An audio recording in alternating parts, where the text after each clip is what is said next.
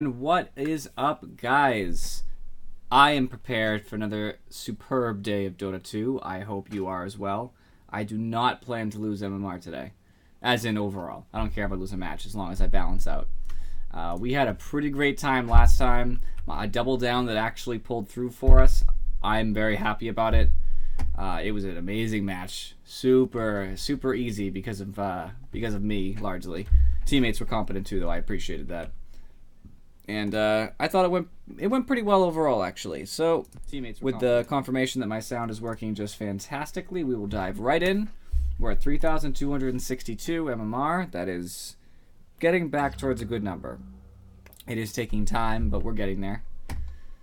I will note that I can't see it now. No, I can't see it now, can I? Normally I get the little splash page that would show me the new treasure. There's a new treasure that you can get now. I should have not searched, but I've already searched, so I'm committed. I'll show it between the next match. It is called, because I can at least find that much out. It is called the Trove Carif, which is how you pronounce that. If you get 8, you get 2 levels. If you get 16 of them, you get 5 more levels. The only problem is there's only 8 in it. The question is it worth it? That's up to interpretation. I'm not going to say it isn't or it is. Some of the skins look okay. One of the rares is particularly nice, and the ultra rare is a secret courier, basically, that doesn't show yet. I think you'd have to get it to know what it was. But couriers are always worth a lot of money, so it'll be very marketable, I'm sure. I'm excited for the rare, which is an Invoker Gloves. I should just be able to look at it if I click on Invoker because it'll let me see the available pieces. Yep, there they are. They are like claws that glow, which I love. I want them, but I'm probably not personally going to buy just because it's a lot of... It's not guaranteed, you know what I mean? I could open 16 of them and not get the treasure. It's a rare reward. You might or might not. And I'm not really willing to invest because unlike the Collector's Cache, which was at the beginning, opened at the beginning of the Battle Pass, which was like $1.99. These are for $3.99 a pop, so $3.99 times 16 if you really want to complete the set. You're looking at a lot of money. 4 times 16 is $64. So you're paying $64 for 8 guaranteed things, 8 extras, which I guess you could give away or sell at some point or recycle for levels. But even if you do recycle the extra 8 for levels, you're still not getting nearly the amount of levels you'd get just from purchasing them straight. So unless you really love the treasures, like I loved the cosmetics that were in the Collector's Cache personally. But this in particular, I don't love it too much. We'll take a look once I'm not searching for a match, but it's just not up to par in my opinion. Besides like 2 or 3 of them, it's a really cool one for Shadow Demon though. I'm a fan of that. But everybody has their own opinion. If you love it, go for it. On the note of cosmetics, I'm very disappointed. The Dark Artistry set for Invoker, which is the this one, it has a custom tornado that's like dark purple, evil looking. Has only gone up in price. It's not coming down, which is surprising to me. And the Dragon Claw hook for Pudge. So now that you can get that special treasure that might give you like an old rare item, it's the treasure of the benefactor. It has a chance of giving you like an older item. In it, you can get the Dragon Claw hook, hypothetically speaking, so the chances are very low, of course, but I'm sure a couple people have managed to snag them. Because people are like more aware of it, I guess, it's come up in price. There was a time, half a year ago or so, when these were, 50 bucks a pop. Before that, they were like 200, but they came down slowly until they hit 50 bucks a pop. And they've slowly been reinvigorated, and with the release of the treasure that lets you get it, which you'd think would kill business because people would be like, oh, I'll just get it that way. I don't need to buy them anymore. It's actually increased business because there's more of them on the market, I guess. And people just see them again. They're like, oh, yeah, I did want that. So now it's like up to like 300 bucks or something ridiculous or over that. Very disappointing because at some point I was considering buying that for my Pudge because, it's a cool hook, It's prestigious to have, but not for that price. No, thank you. I should have bought it when it was cheap and sold it like now. You know what I mean? That's how some people make their money on Steam. They just buy stuff that's rare when it's cheap, when nobody cares about it, and they hope. It's an investment. It might not pan out. The price might keep going down and never come back up.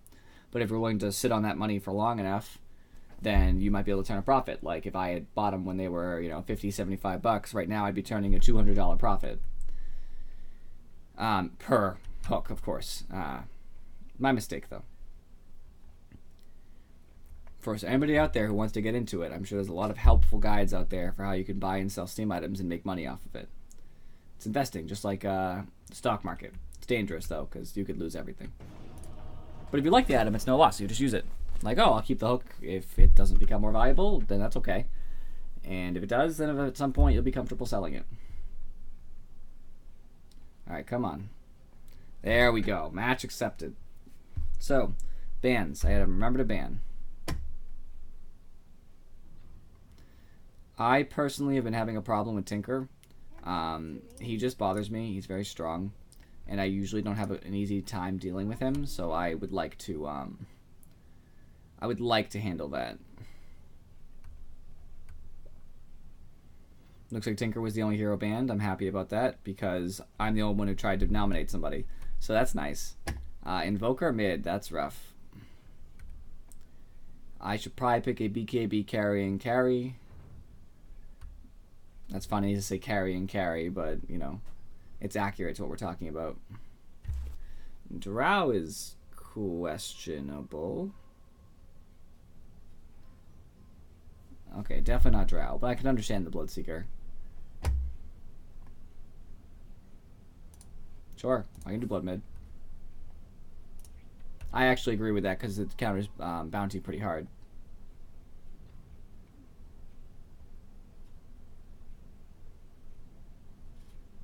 I'll just pick. I feel comfortable picking Blood early. It'll help my team out because they seem to be a little bit unsure of what they want to do. And it's not...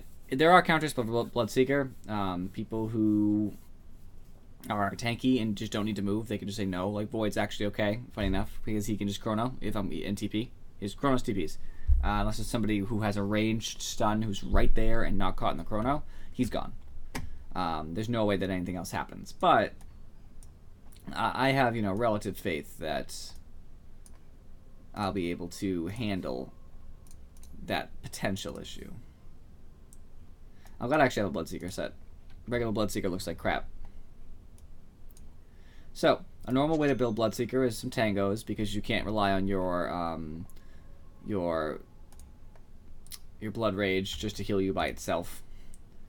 Stout Shield because Invoker's going to be hitting me. And then people usually use a Quelling Blade because a Quelling Blade basically equals more health for you because of the fact that if you get the hit on a creep, deny or last hit, you get more health if you're Blood Rage. So usually people do that. Other than that, I feel as if what would help me is definitely not a Mango. Might actually be a Fairy Fire, which is one of my standard builds for going mid, but I'm not sure about that. I think I might...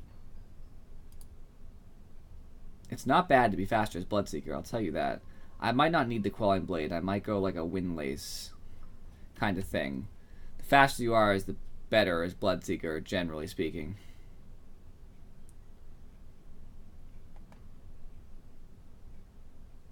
I'm not sure. I think I need this, though. A Fairy Fire is fine. It'll help. I know this is a standard build for a lot of my carry things, but it's because it's a safe build. It's conservative. I get less sitting potential. I get the Stout Shield to protect myself. Oh, you know what I could do, actually? That's better. This is just better.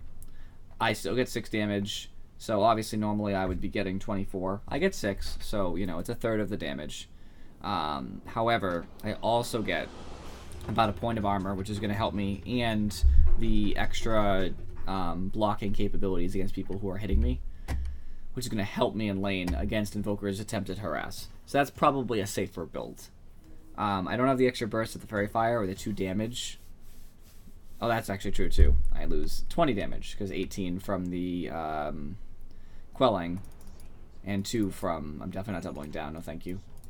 I am running out of time with my tokens though, so I will gladly do that. I'm a little afraid of them, to be honest. I don't really feel comfortable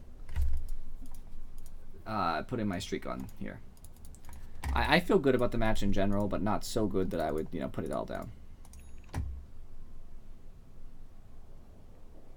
I feel okay with this, just because it's possible I do damage, because if they're in Ether form and they run, then this counts, as does this. So matchup-wise, and also what am I going to build first? Boots. I'm okay against Terrorblade, just because if I put my debuff on him, it's easy to tell which one is real, if he has a Manta style or something, and he can't get rid of it.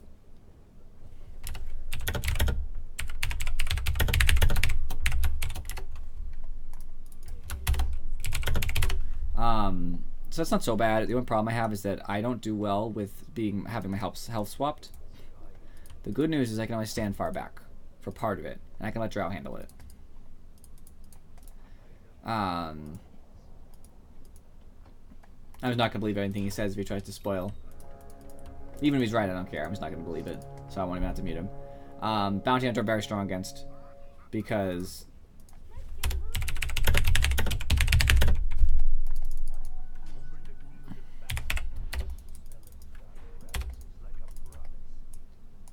anyway, that was my own fault. I probably could have grabbed it. So Bounty I'm pretty strong against because Thirst will reveal him whenever I feel like. I kind of expected they might send Magnus because he's pretty strong against Blood.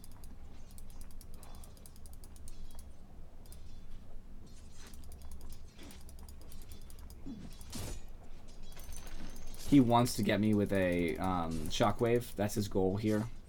And I don't want him to get me with a Shockwave.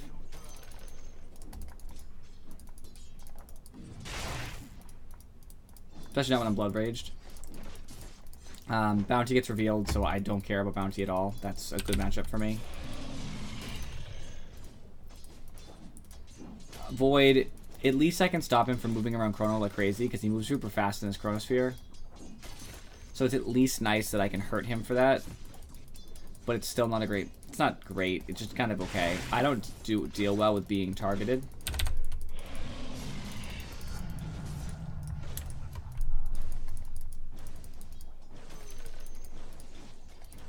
Ah.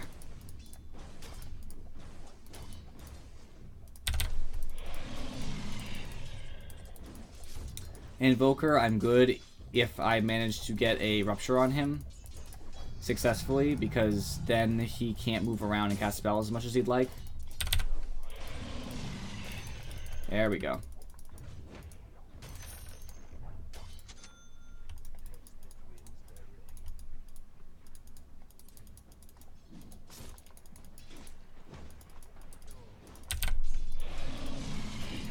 Denied.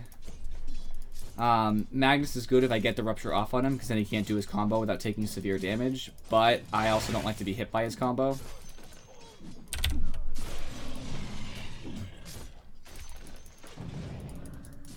I don't care. I do, but I don't.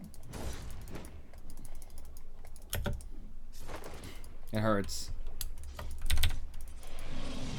But one tango and a little bit of lessening and denying, and I'll be back on top anyway.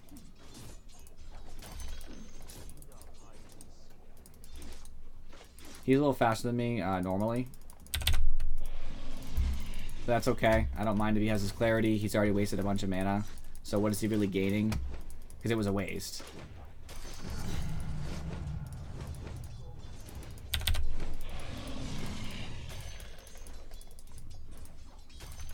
I'm actually surprised Afrochick is not here. But people have stuff to do sometimes. Important family events, so I'm going to assume it's that. And not just a hatred for me. Could be a broken computer too. That happens to people.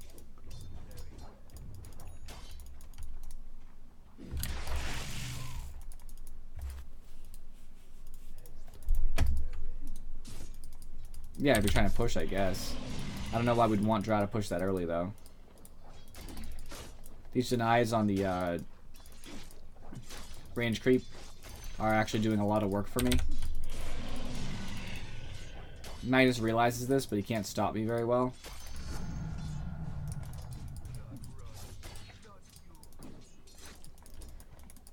He's going to try to get me with his skewer again. He wants to put me under his tower so I can take extra damage. And now that time has passed, he's also in. I'm also in danger of there being a rotation from somebody like Bounty Hunter.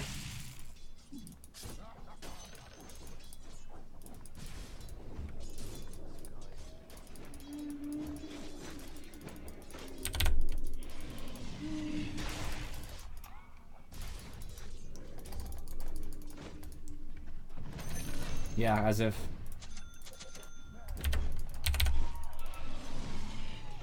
Unfortunately for him, despite his quick use of Fairy Fire, which I didn't even know he had because I wasn't paying as much attention as I should have, Bloodseeker just gets super fast when you're low on health because I have 3 levels in Thirst and all that extra damage, so he didn't really have a good chance of getting away there.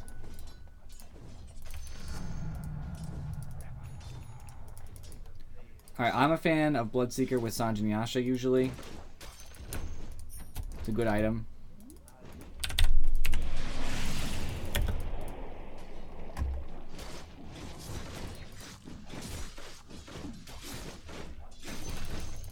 Bye again, Magnus.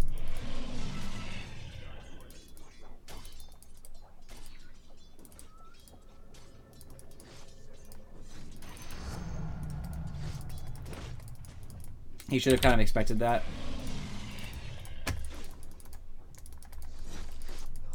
He should have realized I was 6 and that he could do nothing about it, because if he tries to skewer, he dies for it. That's what happens when you don't pay a lot of attention to what's going on in the mid lane. You throw your life away, which I love.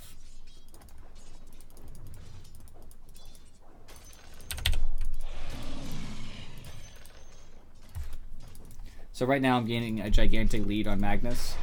I'm getting way stronger, super fast.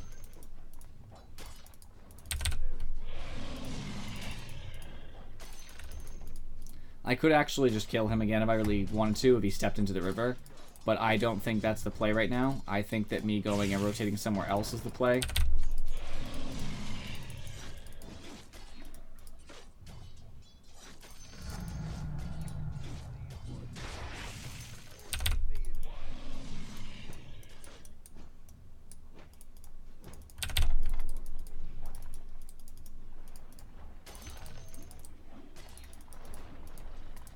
That's a Faceless Void coming to help, I guess.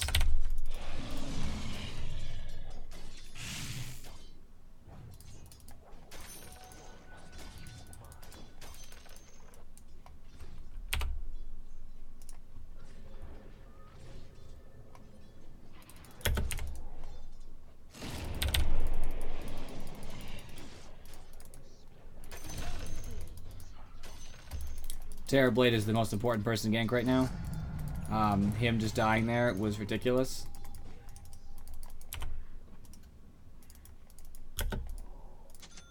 I gave him a set of tangos just to help out the best I could with his particular lane. Just little things like that always help. So this game is going super well for me right now. I'm 3-0-0.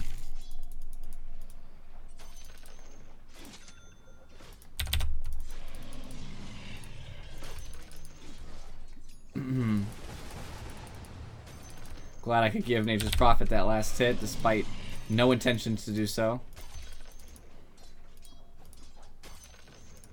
Alright, I'm just calling it back.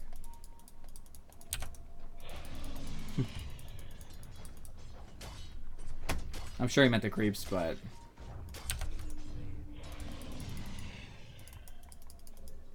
the range creep in particular is a good one to buff.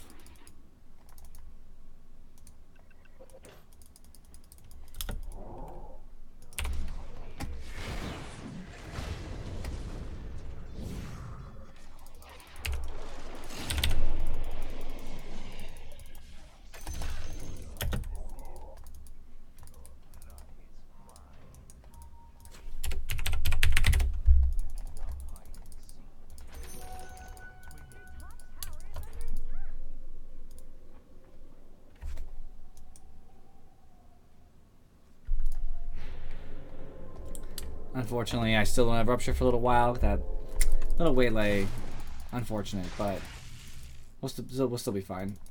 Not too worried about them.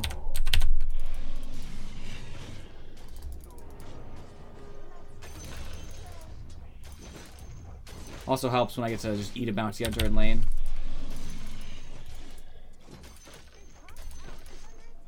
I'm gonna get some damage, because that's what I feel like is going to benefit me here. It multiplies too, since I get the damage boost from Blood Rage. Makes me even stronger, even faster.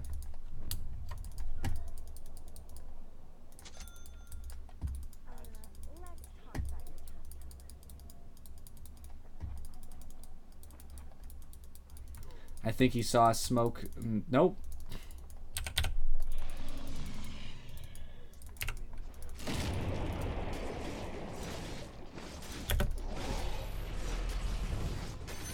Still dead.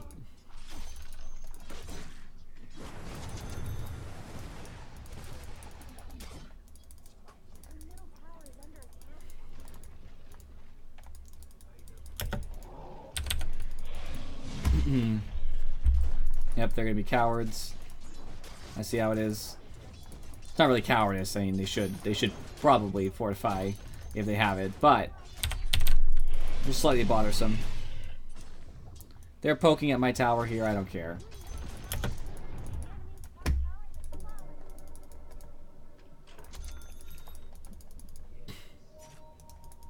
Brutal, savage, wrecked. His Prophet's going back to base. We saw somebody just use that. I don't have Rupture for a couple seconds. Bye.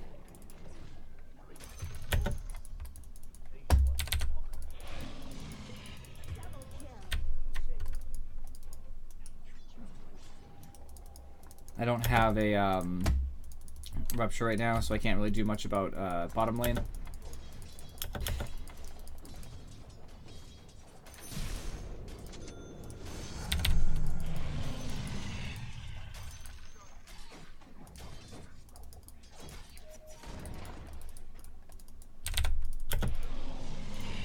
I'm not even sure what else to buy at this point. A Radiance would be okay. But so would a Blade Mail. Blade Mail's actually really strong against some people on their team.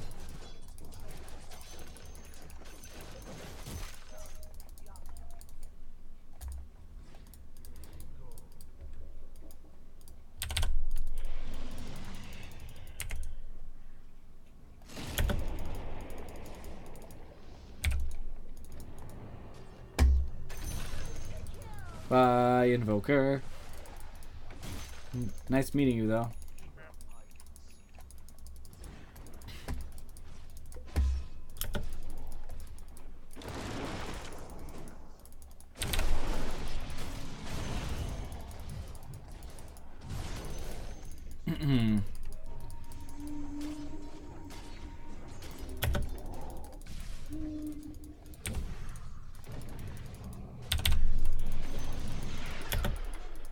And this is brutal on them.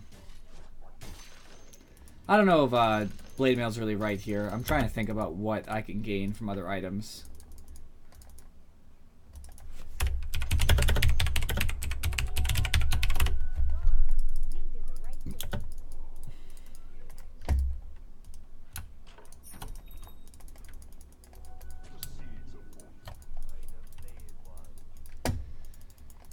I'm really strong. Having the, oh nice.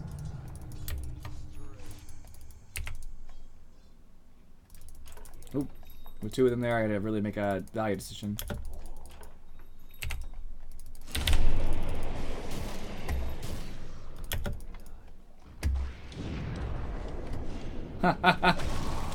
Still dead.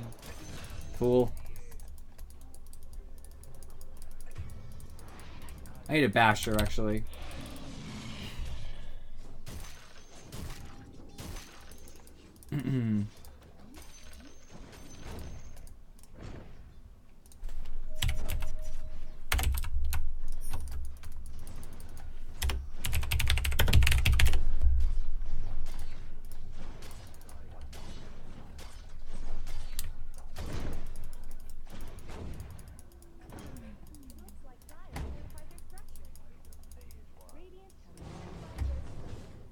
Terrorblade's pushing a tier 1 with his ability. I don't care about that.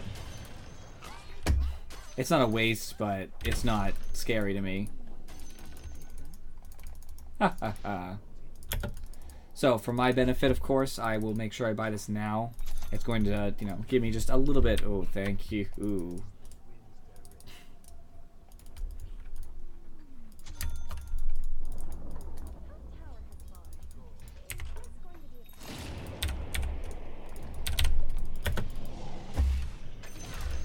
dead.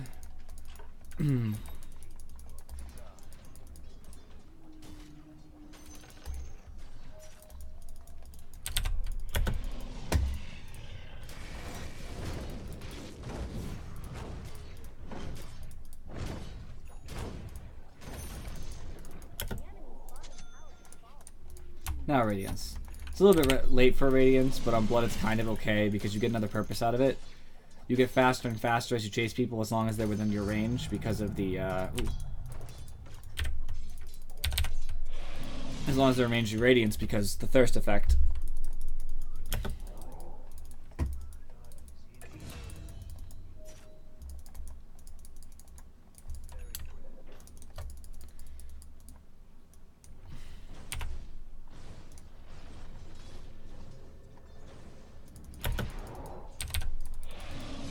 Dang right, we have the advantage.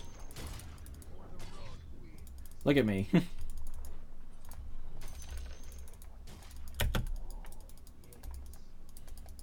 Mana is always a consistent problem with Bloodseeker. Some people buy Echo Sabers to deal with it. That's okay. Not a bad item. I'm kind of planning to use the Mana Boots on my team to help me overcome it.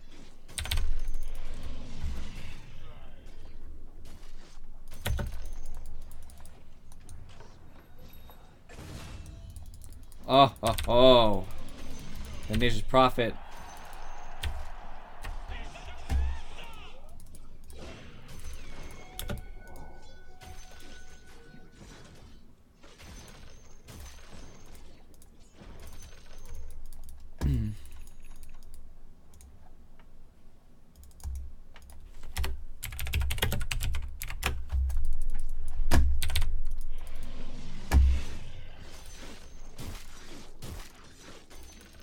It is funny, the score is so poor. He's done everything for me.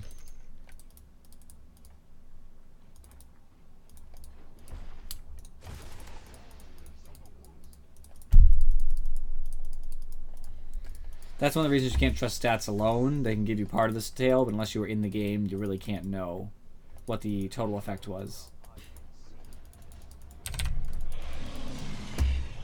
I came back just in time for that mana. Makes me very happy.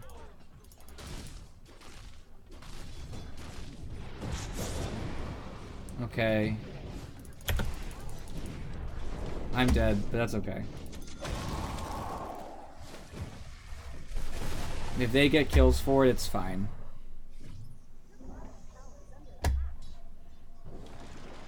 Ooh, Lich is in trouble. Lich, no! Hey, should live.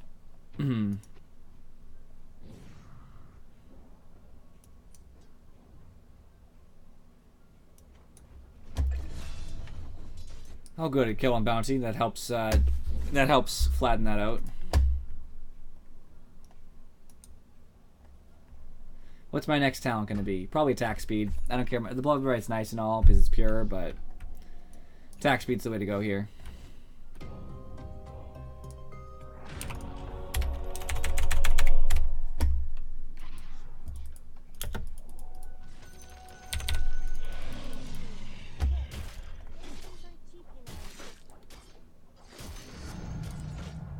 An extra second of silence, an extra 40 pure damage, lower cooldown.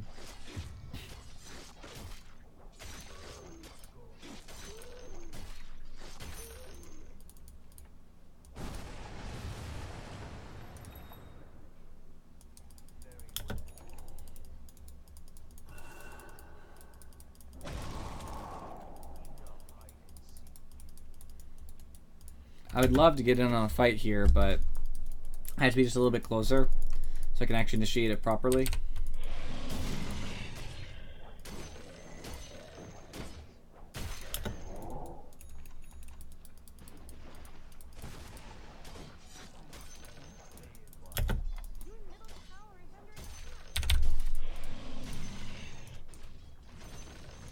We still have tier 1s to defend us, which is great. It's really making Terrorblade struggle to accomplish what he wants to accomplish.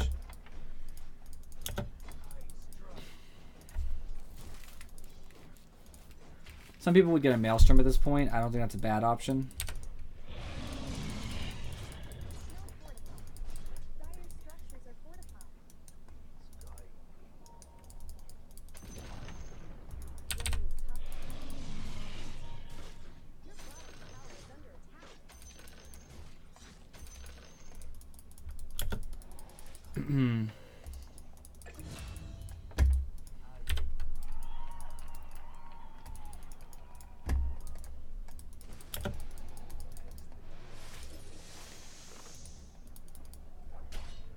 Nice first hit bash, Bloodseeker. You don't really want to Blood Rage yourself unless you're not the person tanking.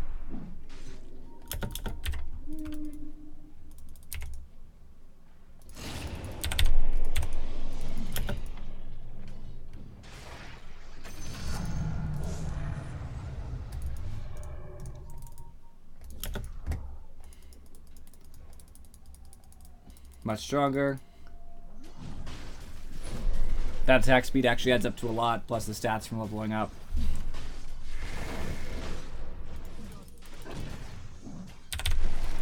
Since I'm going to get benefit from most of this part of it, very little negative just because he's going to be stunned for most of it, I don't mind Blood Raging just once. I am losing health and it does kind of stink, but as long as I finish it in a good amount of time, it's fine.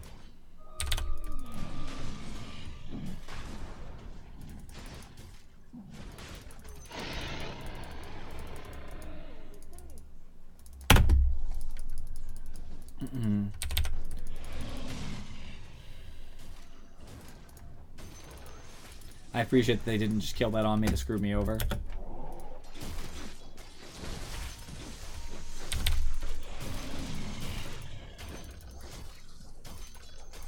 Alright, cool. I have really good health. I'm ready to go.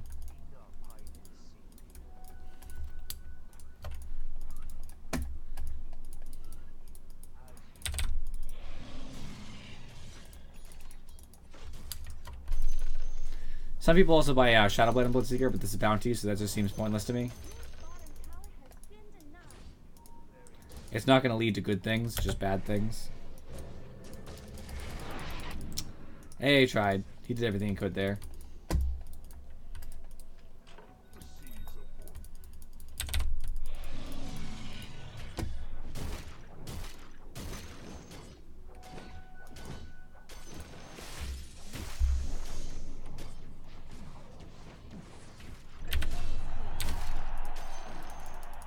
Drow's destroying Bounty Hunter.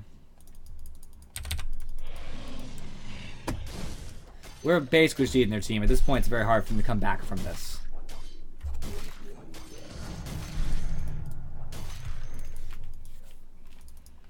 Now I have that extra silence. That's a huge silence. And also consider that not just do I get the spell amp on this, but Blood Rage does affect spells. That's how it works. It's all damage. So I get like double amplification on... Not just double, it's actually more than double just because the normal spell amp's very low for a low-end hero. I'm getting an additional 40% on, you know, Blood Rite, which is a lot. It's like an extra 100.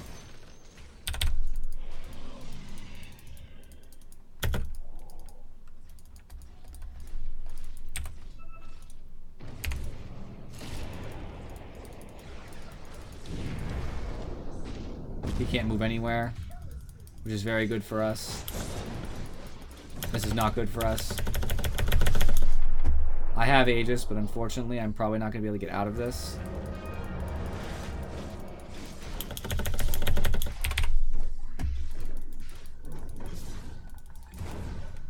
Very sad.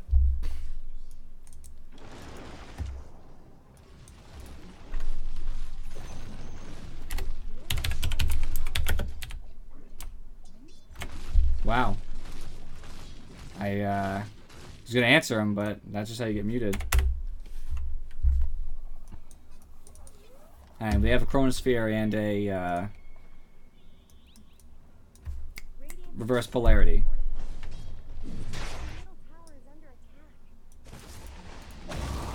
So I fail to see how we're in a position to push all as one. The entire point of where we're at is that, you know, we're going to poke at it and bait them out, but safely. You bait them out from a distance. If they have 2 giant ults like that, and Invoker can drop a lot of stuff on top of it, the entire point of what you do at that, you know, that level is you stay back and you split up. If they're going to waste everything on me, that's fine. I'll die for it. I have Aegis. That's the point.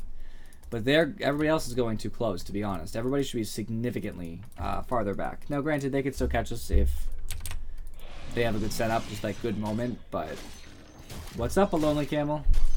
We've been getting back our lost MMR. How are you doing? I hope I hear the same thing. I really do.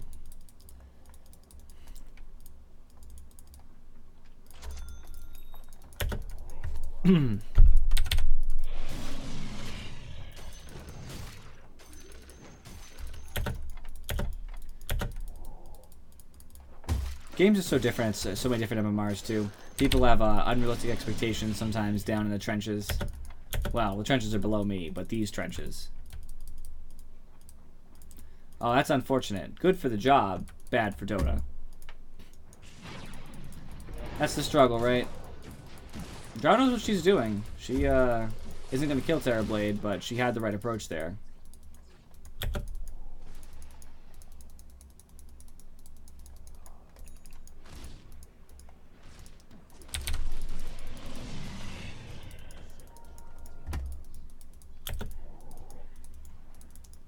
So, all I need to do is get my Radiance and I'm ready. Oh, nice. Yeah, it's nice to also have breaks. If you don't play too much, it can kind of help. You want to play enough that you're still in practice, but not too much that you're sick of it. I feel like that's a good balance. Personally, anyway. I can't even imagine what a 6K MMR player plays like. I've never played anywhere near that level.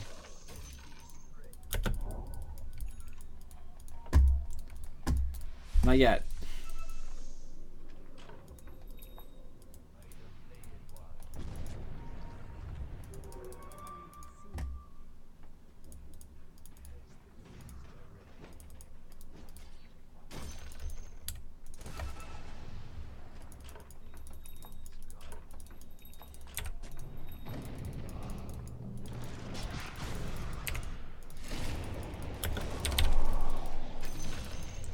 Goodbye.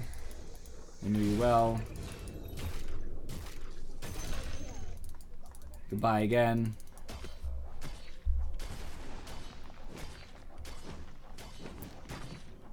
Evaluation from you? Sure. I always take criticism.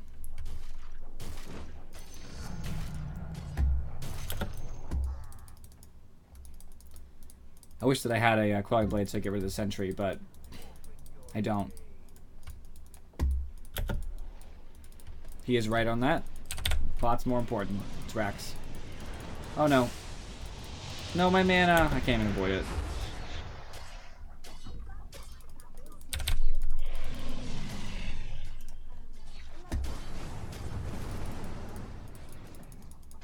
I might need to get a BKB to stop that nonsense.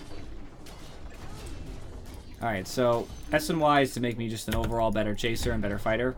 They have a lot of right-click people. Invoker's right-click, Terrorblade's right-click, Faceless Void is right-click, as you can see right now because he's being a jerk. Ooh. So you know, slowing their attack speed is usually a big deal. That's my health. It also gives you a lot of good stats just in general. It's agility, it's strength. Sanyash is viewed as the worst item, but with the increased proc rate, I like to use it now. At least on some heroes. The Basher is to stop them from TPing. I know some people use Yules because there's a guarantee. I'm not a big fan just because Yules doesn't give you a lot of what you need besides that. You don't need that much more move speed if you've already got a Yasha built into basically anything, whether it be a plain Yasha, Manta style, all that. What would you do instead?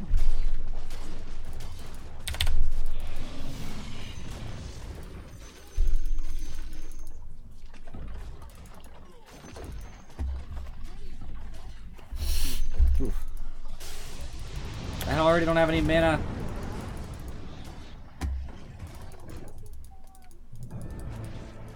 Oh no. Radiant, save me.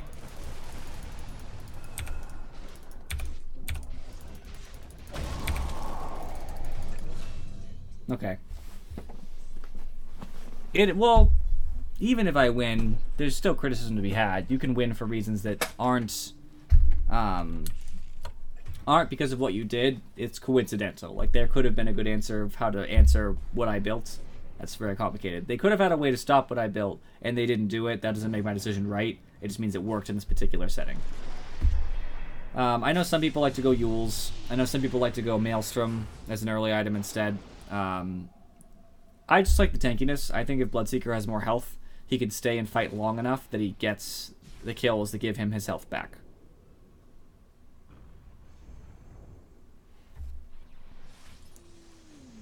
I was thinking about Blade Mail, but then I thought too, when am I going to get a Blade Mail off with Void ults?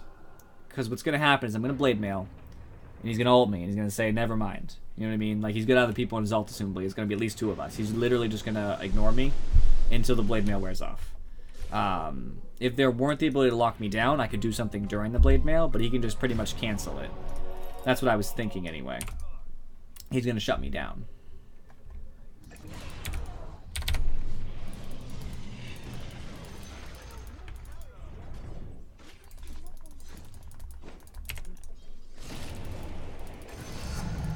There you go.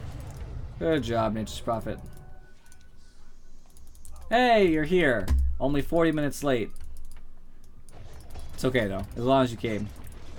I know the love is there. I definitely think that Yules can be great.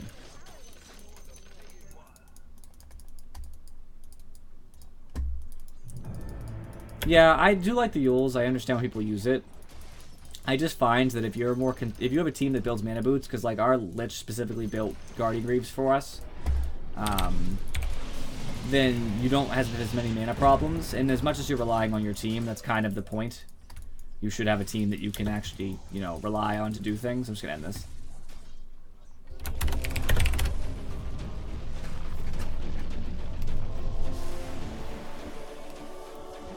The Octarine casting BS. I've actually never seen anybody get that far, but I believe you, because Rupture's all day. You have an Aghanims, you have an Octarine.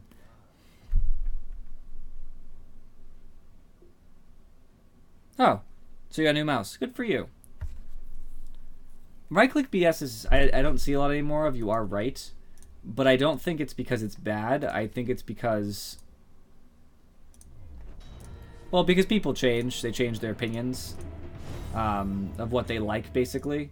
I don't think that it's necessarily not good anymore. Because I usually... It depends on the level. I'm sure at your level that it's probably no longer relevant. Which doesn't mean everything. But I find that having somebody who is super fast and hits really hard, and you build to basically accentuate that and prevent them from getting away, it usually works out for me. But not always. It's iffy. It's definitely match dependent, too.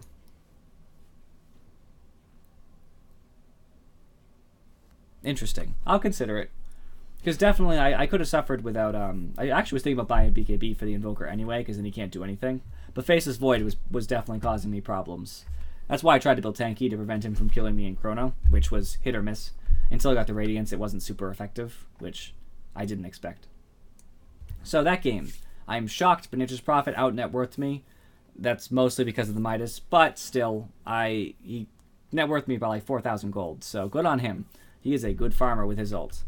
He knew when to use it, because sometimes you get those flops. I guess it's counterable too, now that Heaven's Halberd is the thing. So I guess I didn't really consider that, but they could have just bought a Halberd, and I would have been pretty bad. So, I always forget about Halberd too. They didn't buy it, because they're wrong, but they should have bought it. That would have been an easy answer too. Somebody like Magnus could have easily put a Halberd into his build. So this particular game... I already know why I think we won, but I'll work through it. So damage, we had a good spread between all of our 3 carries. We all farmed pretty well. We all had a lot of items.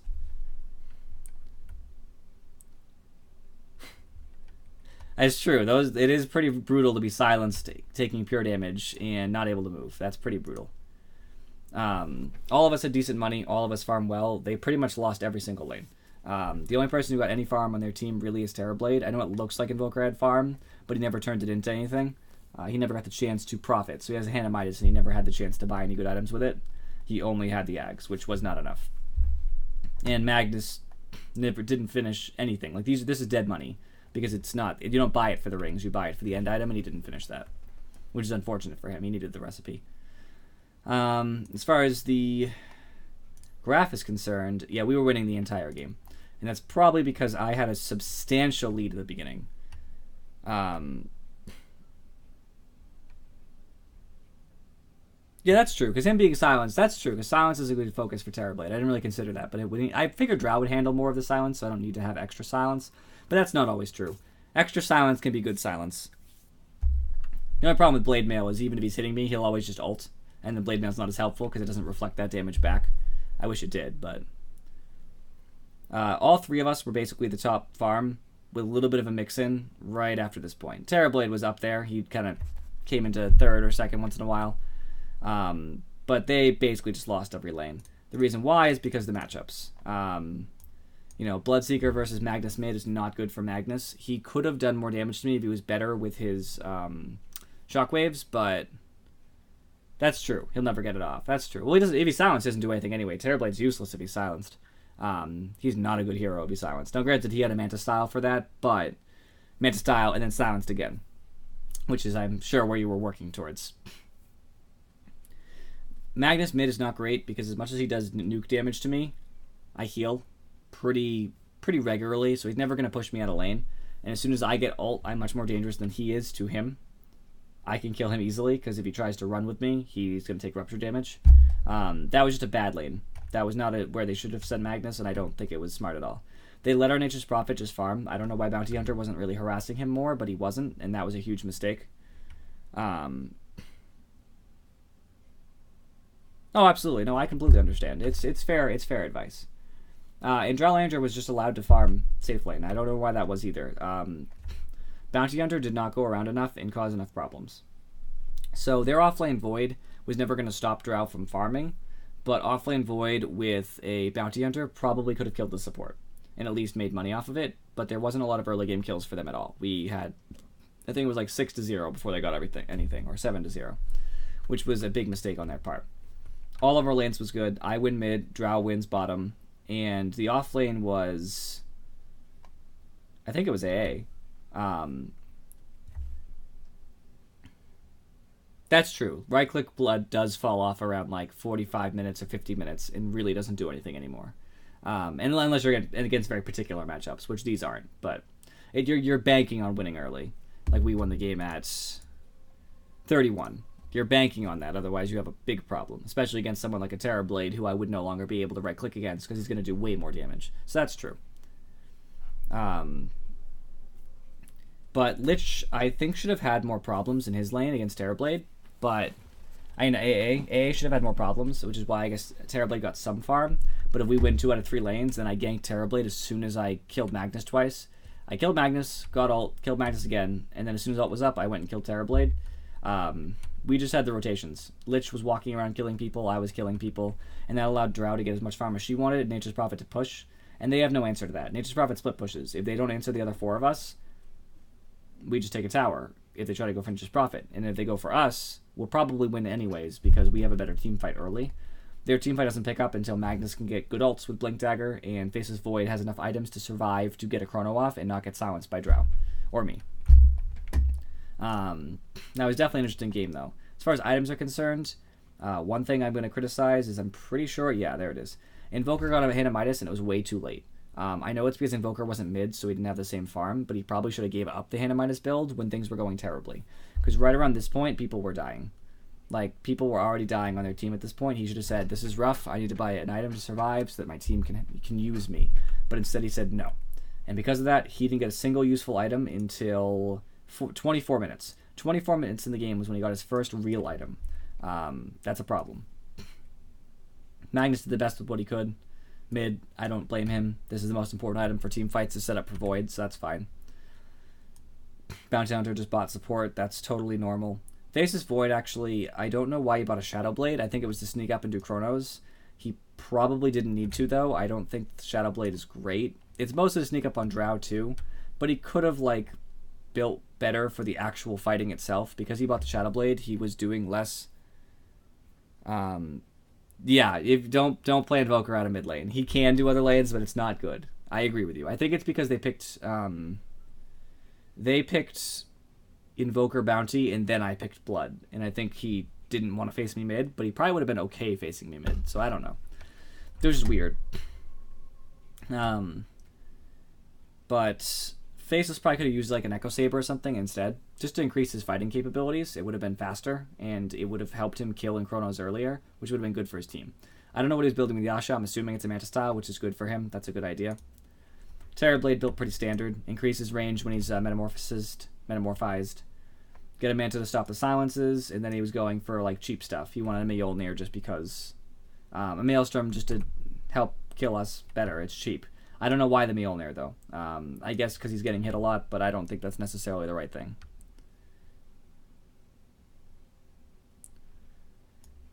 Yeah, that's what I mean. Like, it'd be fine if he got it early. Like, look, he's out of mid lane, things are going poorly, but he got an early Midas. Like, a 6-minute, 7-minute Midas would have been alright, but it's 10. He got a 10-minute Midas, and a 10-minute Midas is just... Well, it does stuff like delay his Ags until 24 minutes. If he had worked on a Rod of Atos instead to hold me down so I couldn't chase his heroes so they could TP out safely, or Rod of Atos, Lich so he couldn't get in position to do his ults or something, that would have been better. And I am not watching TI. I do have 2 monitors, but I use them both for my stream. But you can feel free to report to me if anything interesting happens, because it always does. There's always new metas emerging. I'm going to start the matchmaking. We gained 25. That's a good start. I love it. Also, I forgot to mention that Invoker is also an Invis hero because of Ghost Walk. So they have 2 Invis, plus they bought Invis. I counter all 3 of that. And as much as this is just an item, I counter 3 of the heroes in their team. And I counter Magnus with my ult. So I already had a great matchup against them. Lich is great against Faceless ult and kind of against Magnus ult.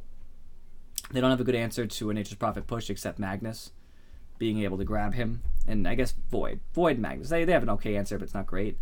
And they do not have a good answer to Drow doing the whole invis ganking, except Bounty, and kind of Void because it reveals, but not even Magnus because it doesn't reveal.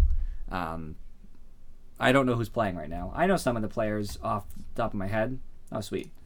Like if you mentioned like players, I know who they are and I know kind of what they do, but I'm not super familiar with the pro scene. I feel like I'm not at that level where I don't try to watch most of the games because people build bad habits out of watching pros. It's very common for people to say like, look, there's a Weaver support, let me do that. And they don't realize the level is so drastically different that it's not going to work when you do it. So I try not to get too involved. Every once in a while I'll watch clips to see if I can learn something, but I don't want to watch the majority of it. Oh. I actually don't know Team Infamous very well. But it's nice to know people who are actually part of legit Dota teams. And I will root for your friend, don't worry. I don't know what team will be up against, so it would really depend. But all the same, I want everybody to have a good time. I don't want anybody to go home, well, someone will go home upset, but super upset. I know what it's like to have terrible games. I wish that on nobody. This game was mostly on matchups and the laning. I don't know why they said Invoker a different lane. I think if Invoker had gone mid, things would have changed.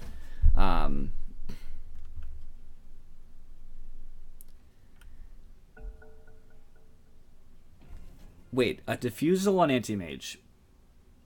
Why? It is good stats, admittedly.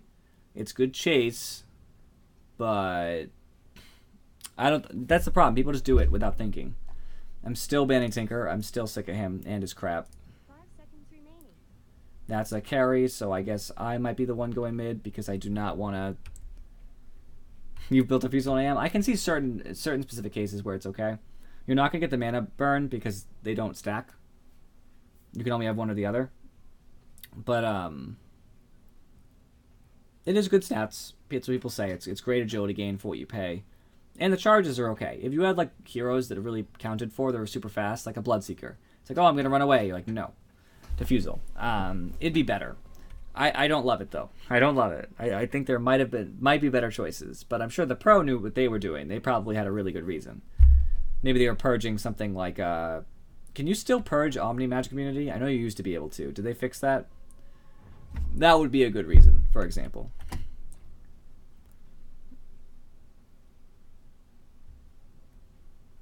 Yeah, but I don't think the burns stack. I don't think AM can do double mana burn. It does one or the other. There you go. You could purge some good things off the enemies though, for sure. Not sure what to do here. I don't want to do another blood game, but blood would be really good here. But I don't want to do that.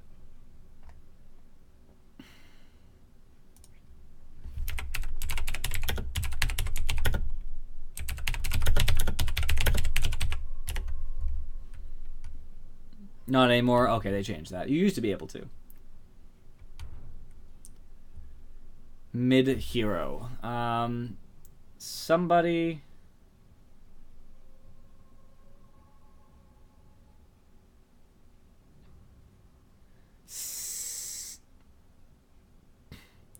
I don't want to play Blood again.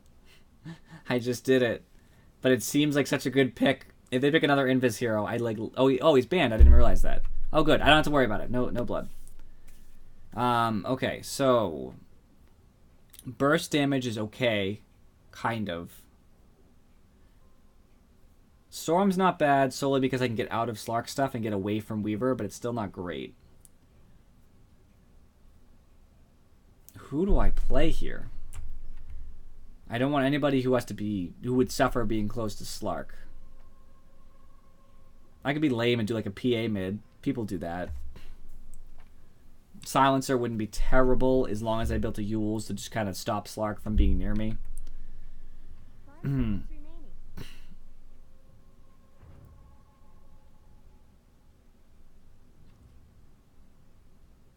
not really sure. Any suggestions? I got like 20 seconds. It's their turn, but I have roughly 20 seconds. Mid Enchantress? I don't think so. Does seem okay, actually. Magic resistance. Attack slow. Which is good. He'll purge it, but I'll just reapply. You get benefit from Drow.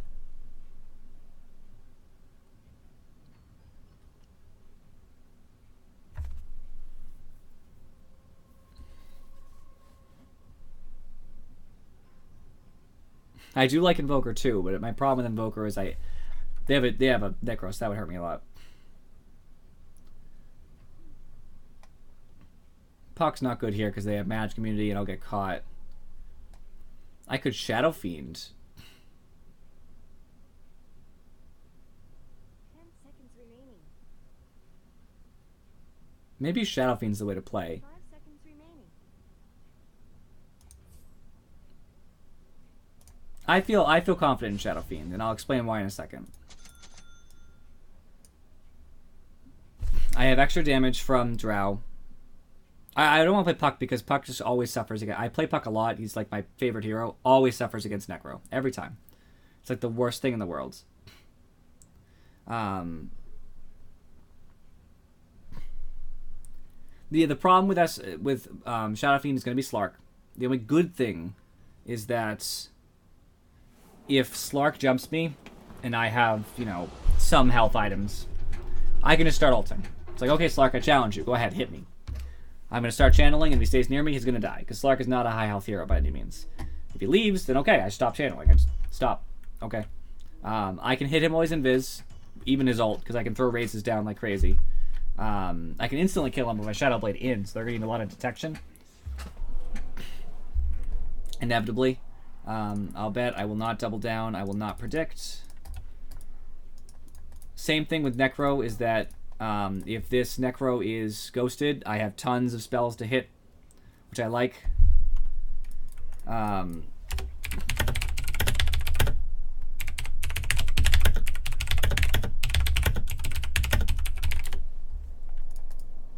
As will I. I will also need a Hurricane Pike, by the way. No. No way. I see it sometimes. It's rare. I don't even depend on it because I know I'm not getting them.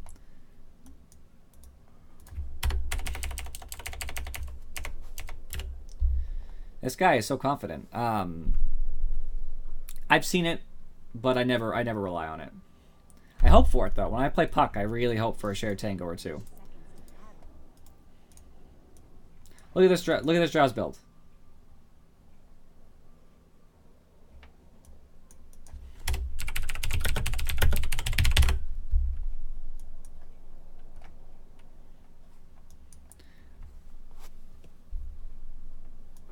I know.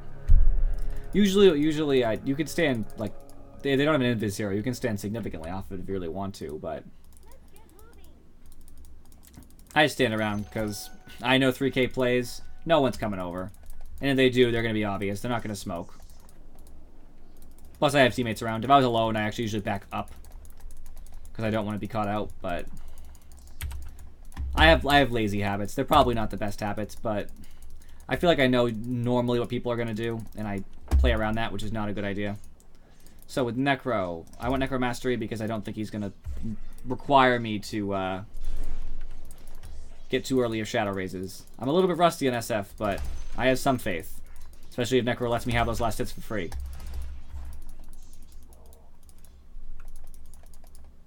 I thought you had a turn to pick it up.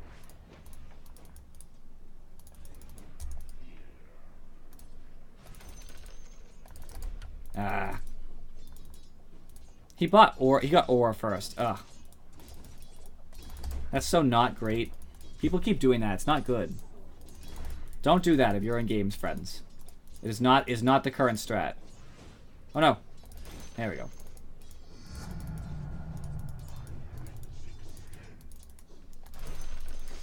Alright.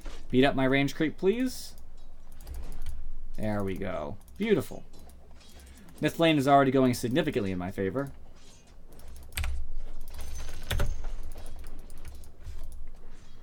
This Necro doesn't know what he got himself into.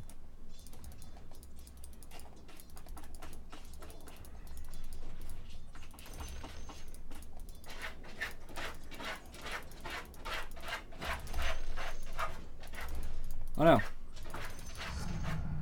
I'm gonna need this because I'm actually gonna end up going to the point where I'm gonna outdo my amount of souls really fast.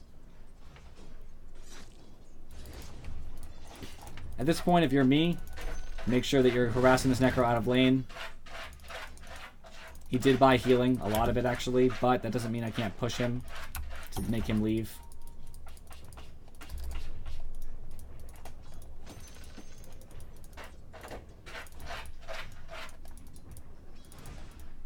Unfortunate. If only I had another soul. Necro has an arcane. That's awful. You think I can kill him? Yeah, you're probably right.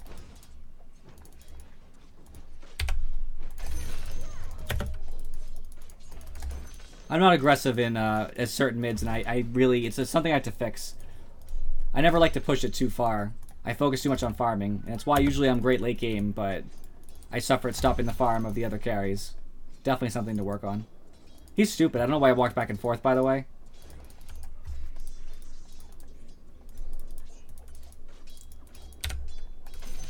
Okay.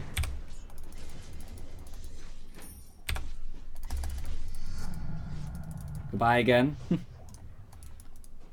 Hope it was fun while it lasted.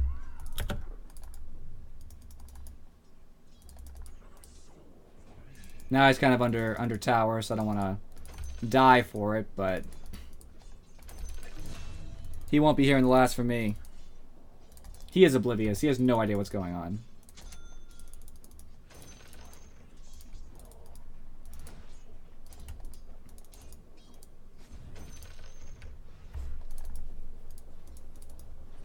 Yep.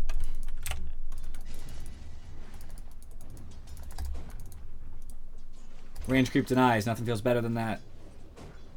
Except, oh, I cancel my auto attack. I'm so bad. I'm so bad. Report me. I'm gonna check the rune. I could use like an invis or something. That's an invis. This is a dead Necro. Get that one free bottle charge while invis. All I need to do is for him to push just the tiniest bit forward.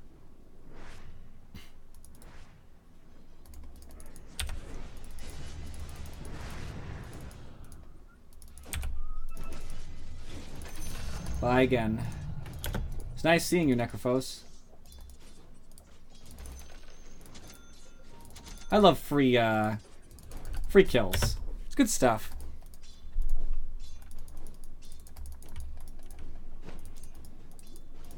I would be so afraid to face you mid, Lonely Camel.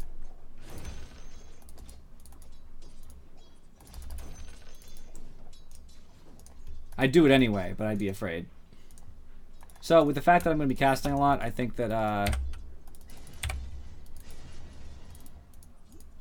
think I'm going to need my ring. Oh no. Oh no. I actually really need to get, level 7. So I can start getting more souls.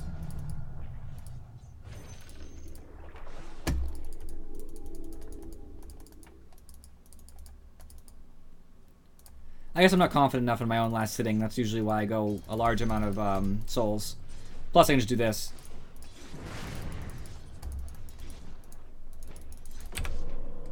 Oh no, that should have hit him. I feel gypped.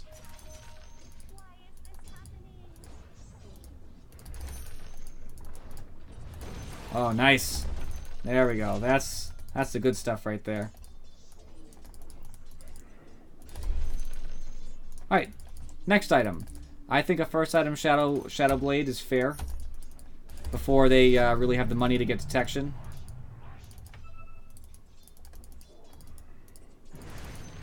It is passive. I'll admit that. I can sometimes be too passive of a player. In the laning phase. Alright, so I don't know where the rune is, but I will ping the missing Necrophos. He did show up for a second, but I don't know if he's going to stay missing. Rune seems to be top. I'm going to steal this from Drow, because she's jungle Drow, and I'm going to be honest with you, oh, it's gone. No hopes. It is, but it depends how fast you can get it. I'm pretty rich right now. I feel... Oh, I need to send that. I feel confident that... I can get it fast enough that their response is going to be poor. I'm going to cripple their supports so they can't even get 4 staffs, for example. That's my plan.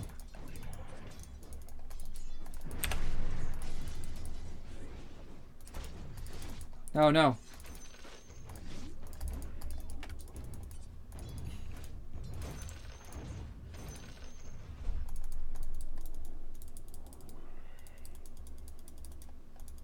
You're too boring. Dang, he still has it. You mean like HP items, such as building a Dragonlance early? I'm dead. Yep, that's unfortunate. Earthshaker rotation. My fault. They said Earthshaker was missing. I own that. Not gonna blame my team. Good thing is I still have 2 levels on this Necrophos.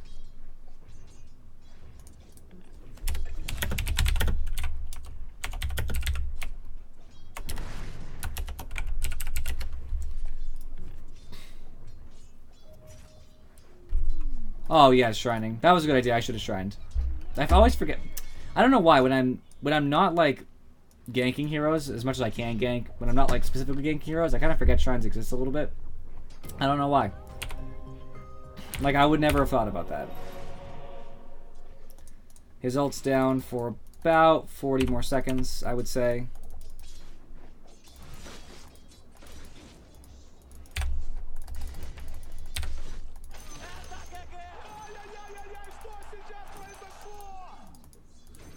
I'm actually surprised I don't have a Mirana gank yet. By the way. Like, where's that at?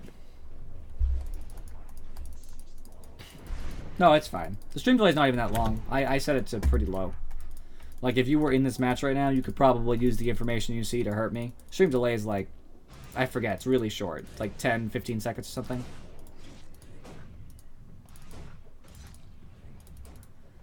I stacked it, so that's good.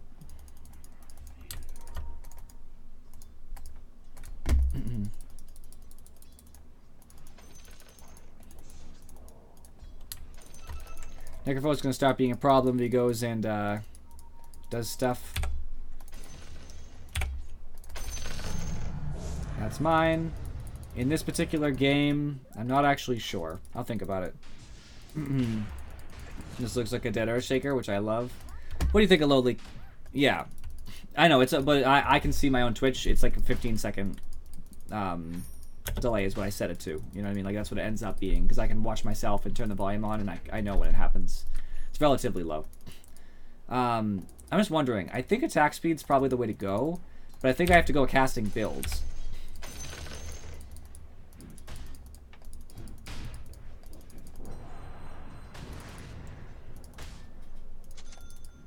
Oh, 3 mid. I think I have to go for like... Well, what's movement speed even do for me? They're going to stun me a lot. Like, I'm never going to escape Weaver. I think attack speed's fine here.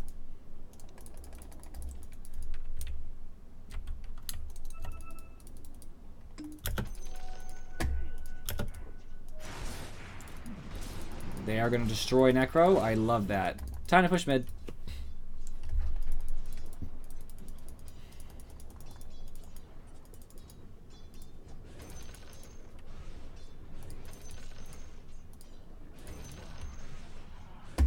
I don't know, it's really good sometimes, because like you can get in and out of attack range when they can't do anything, but it just doesn't feel like the game right now.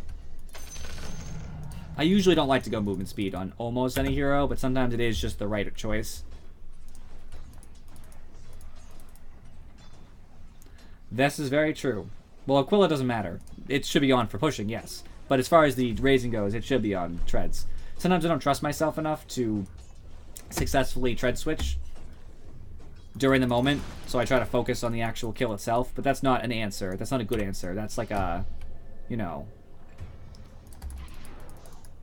That's a basically, I'm not good enough, so I won't try answer, which isn't a good answer at all.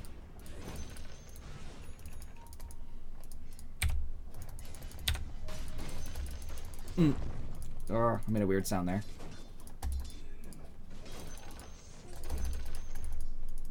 No, it's fine. It's fine to be nitpicky. It's true. For everybody else watching, he is 100% correct. I should be making sure that I tread switch to int every time I raise.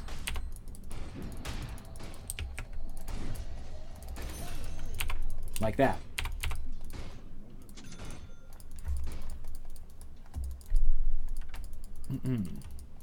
This is my rune as long as nobody else is there.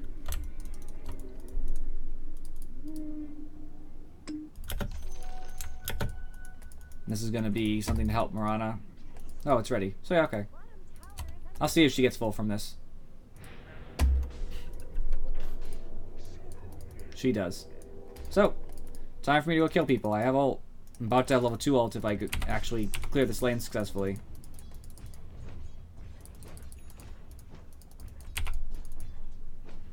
I'm missing every single last hit. There we go. There we go. So, what should I build after this? I'm thinking a Dragonlance, but not sure about that. I'm thinking going like kind of a half and half build would be alright. To go for the spell amp, but don't like go all in, basically.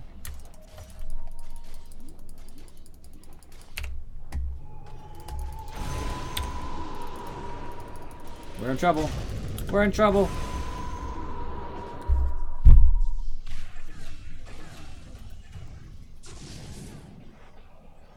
Right, exactly. That's what I tried to do right there. 2 of them did die, not Slark, which is a problem. He moved slightly, I should have cancelled, but I knew I didn't have a lot of time left on my invis.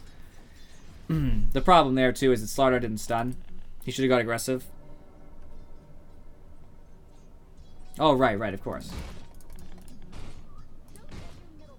I was hoping this Courier would be a little slower. I thought I'd finish, and then the Courier would show up, but... Miscalculation of timing. I'm very upset that my ult did not kill.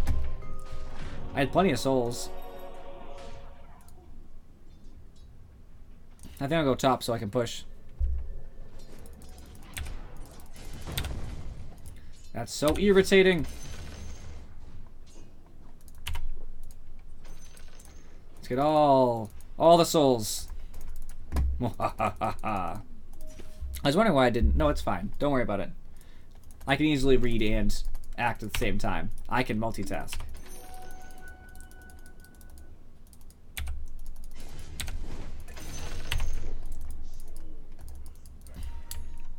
Still some time on Requiem. However, depending who else is here, Earthshaker must have... Yep, he saw me. Good to know. He didn't probably have detection down because that was not a straight... That wasn't a straight slam. Oh, no. I have a good gauge of whether or not I'm accomplishing the things I'd like to accomplish. There are two top. Earthshaker Weaver.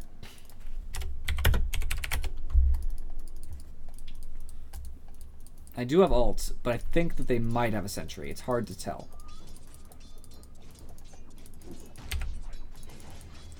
Best raise in history. Could not have been a better raise.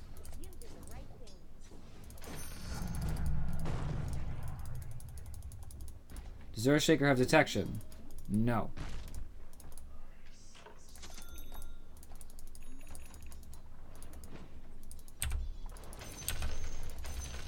There we go. Almost full souls. Full souls. A brilliant 36. So now the question is, what can I do with them? It'd be wonderful if I could show up and get a kill somewhere. Such as this supposed fight bottom, but it's not really turning into anything.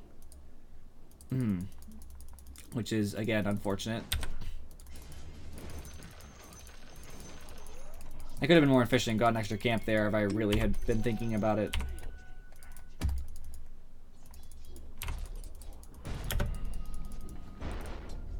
He does have dust now. Small problem. Okay, that's fine. I don't know if it was, I don't know if he knew I was there or not, or if it was coincidental backing up, but that's fine.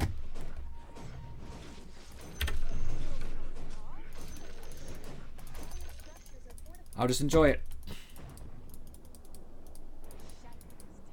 I can also enjoy this as an easy way to set up my ult. That's one of the other good things, is that I have two ways to set up ult. If one doesn't work, I use the other. The only problem is if they have detection, they both get countered.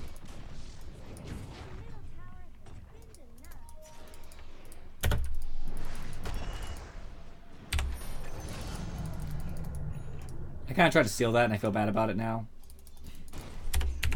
Good crow. I think I'll finish the Hurricane Pike. It's very important that I keep that jerk Slark away from me. Yet, you know, it's funny. I use tread switching on when I get hit often. Like, you know, if I'm playing like a Sven or something, I'll tread switch for him because I see how low the mana is. You know what I mean? But I won't do it on most agility heroes. And there's no reason. There's no good reason why. I just don't. At least Drow is actually catching up in levels. I can appreciate that. I think that this... He doesn't have detection, but I think there is a...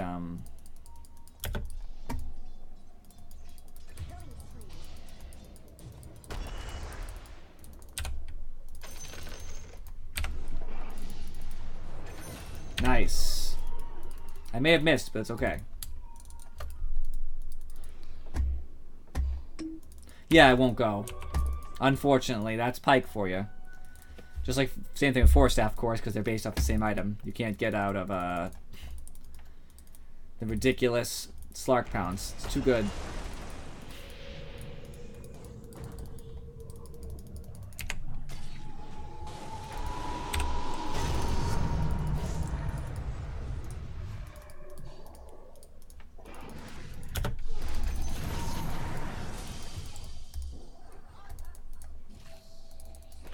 I'm so screwed. So screwed. Unfortunate. Definitely take the Spell Lamp for now, because I'm going to have to kill Necro anyway. Drow's dead too. She's going to die to the bug. Slaughter tried to help, but there's just too many up there. I'm going to mute Sven, because he has just been negative right from the beginning. Even if Drow had a bad pick. There's no reason to, you know, hammer that home. Ooh, Omni ult. You should probably hit the bug. Okay, the bug was going to end anyway. Alright, I was wondering. I was like, probably a good time to hit the bug. And he didn't, so. I gotta beat this Omni up, but he's always with his team. which he should be. They have Dust on Earthshaker, a singular Sentry on...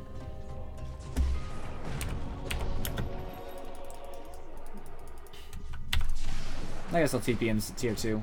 No reason not to. If the fight ends, we'll push. I'm not sure. So I was considering getting a...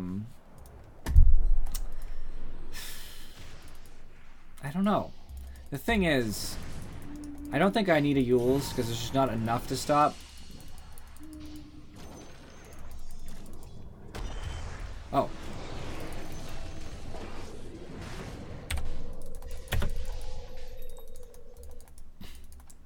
I don't know what I can do here, but... Oh.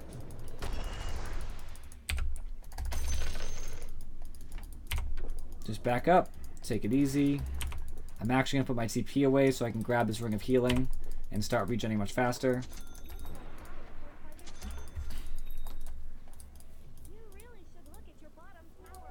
So what Afrochick means is I've told her before that sometimes in Shadow Fiend you can build your talents for half and half. So a little bit of Spell Amp because it can be better than health in some cases, but still do something like 2 damage, well, still do like attack range for example. Not that I will, but as an example. So she's curious if going a half and half Shadow Fiend to build some utility, mobility items for right click, but still does, you know, casting talents and things is okay. I think it depends.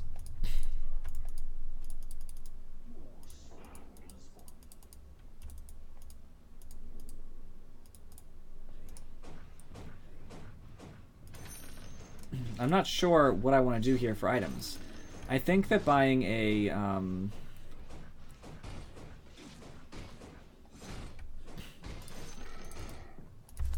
Desla's okay.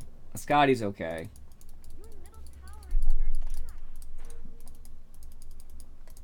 But neither are... I don't know.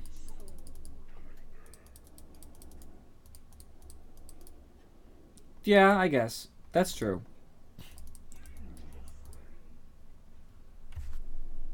I definitely probably would take the 2 damage per soul. I think that a Butterfly wouldn't be terrible, actually, because I don't think they're both going to build MKBs.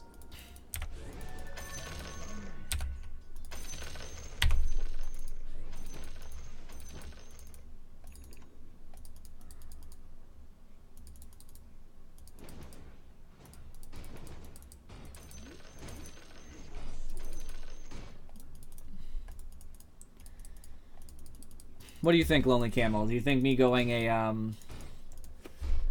lost my train of thought. Me going into a Butterfly is a reasonable option after I finish my Hurricane Pike?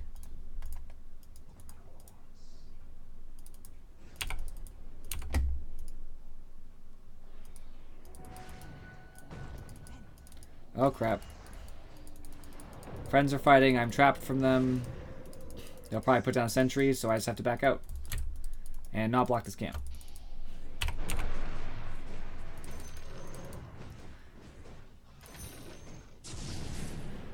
So what would you get as a smaller item?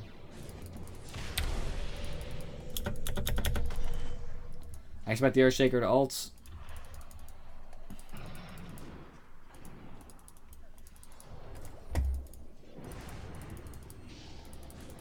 They definitely have Sentry down. Weaver immediately went towards me.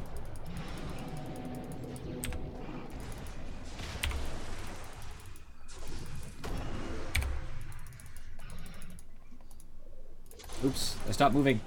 Stop moving. I'm dusted, but I can still do something with move speed, especially if I dodge those bugs, which is wonderful. But I am dusted, so I don't want to go too close, because it's just a slaughterhouse there. You think BKB? Okay. I feel it. I don't think it's a bad item. I don't know why I rushed that. That was stupid. I wasted the Courier's rush ability. Best player on the team.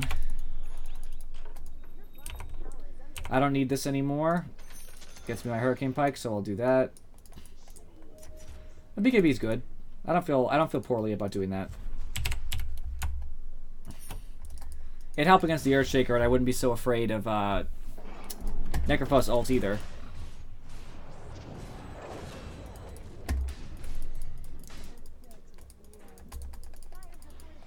I don't know how I feel about a diffusal.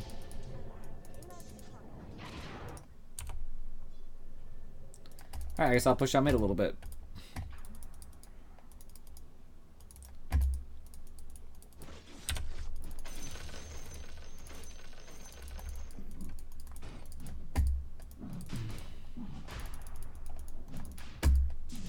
I don't know if we can take this, but I'll help. Yeah, I'll figure it out. I should have tried to switch for more damage there.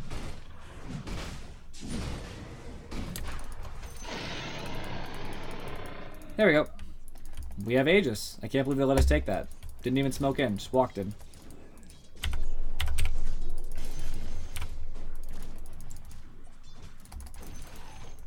Almost have level 3 ult. Once I do, stuff's gonna go down.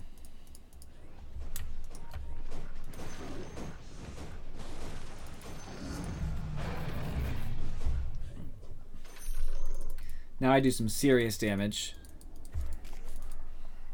I'm thinking BKB and then maybe a Scotty. I might get Diffusal first. It's not a bad item. I can slow down some people.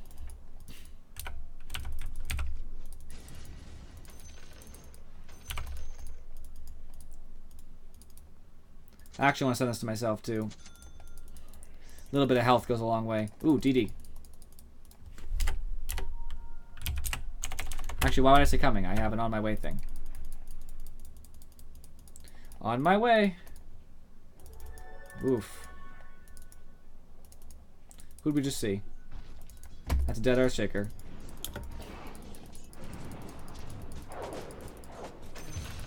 Oh my god. The damage. And then we push with this.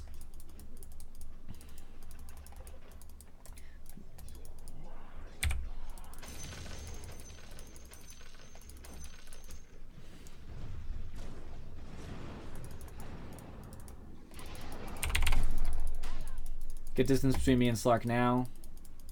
She ulted, so I feel pretty comfortable with not using my Shadow Blade. Obviously, I wouldn't waste it. We did get about half that tower's HP down, which is not bad. I wish we could have done more, but they all responded. We should be having pushing top. That's how that's supposed to work. Because they all responded to bottom, but... this is the level that I'm at, unfortunately.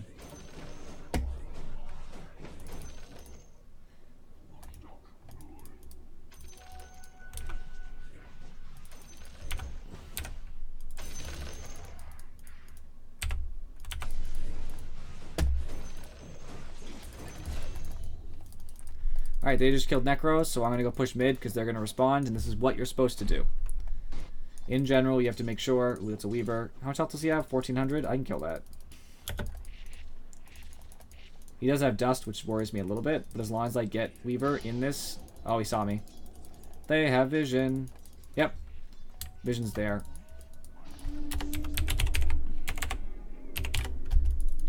Watching the attack land where it stops is always helpful to find out where vision is.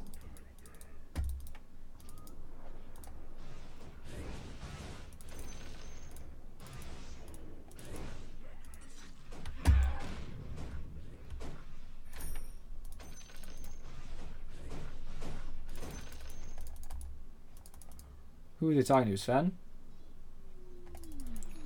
Yeah, they're talking to Sven. Actually, much better farm than Sven at this point, which I like. For me, but sucks for Sven. They both got Masks of Madness, and I don't know why. It's not that good here, because they have somebody, two people who are going to shred them. But that's just the game, you know, MMR we're at. Alright, take this real quick.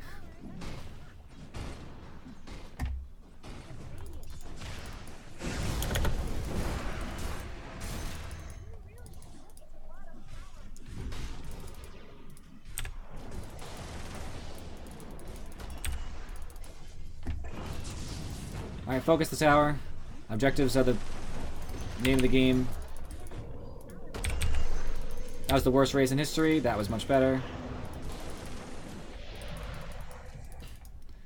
Sven's Aegis is down.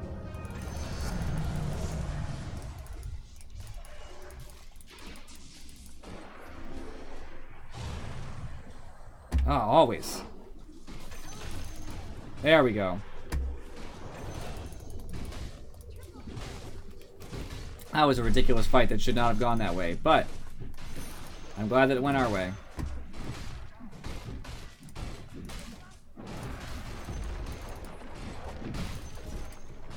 Yeah, we can just actually throw him. I don't know if we can get the whole throw him, but we can get some of the tier 4 strips.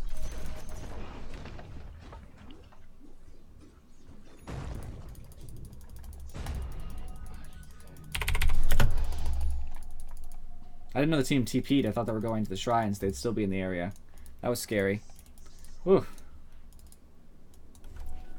I think that a Scotty, since we already have a defusal on the team, is a good idea. Not that 2 defusals is necessarily bad, but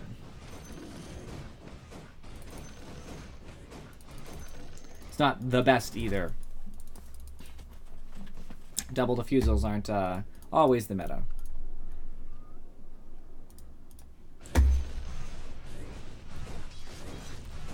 I love how much damage you do as Shadow Fiend once you start getting your talents. Alright, I have BKB, so I can just kind of sit inside their team.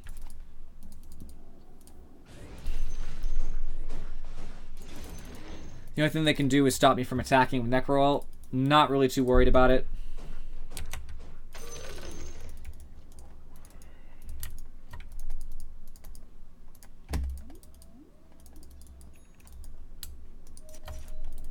I'd love to push that now. Roche is not up. I didn't expect it to be, but I figured I would check. We already have one of their shrines. We'll get the second one when we get the chance.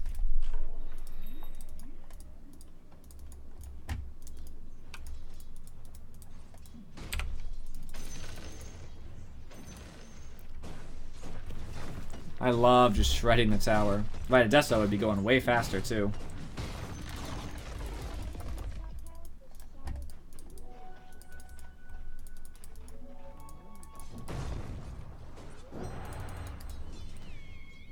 I probably could have hurricaned him. Might have got the kill. I just wasn't sure if the vision would hold up, and I didn't want to waste one of my escapes. But that was kind of me being a coward. I probably should have done the what I could have to get a kill there.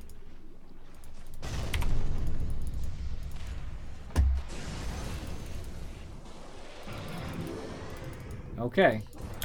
I'll just Shadow Blade real quick to get the bug off me.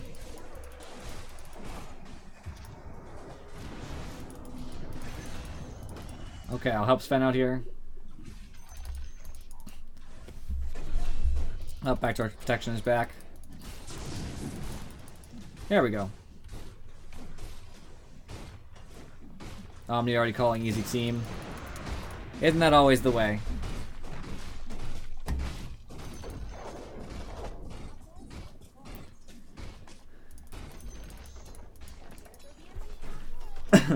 They have a Shadow Fiend effigy. How dare they? I am Shadow Fiend. I am the only Shadow Fiend.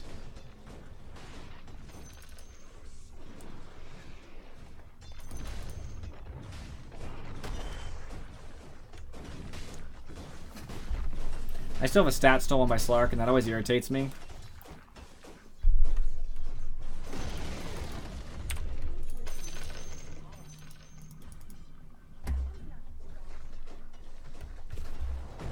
Yeah, this is definitely the end for them.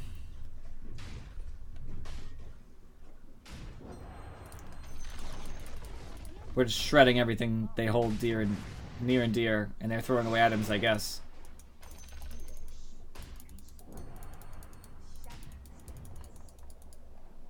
They don't have vision here, and I know that. The enemy's bottom tower is down.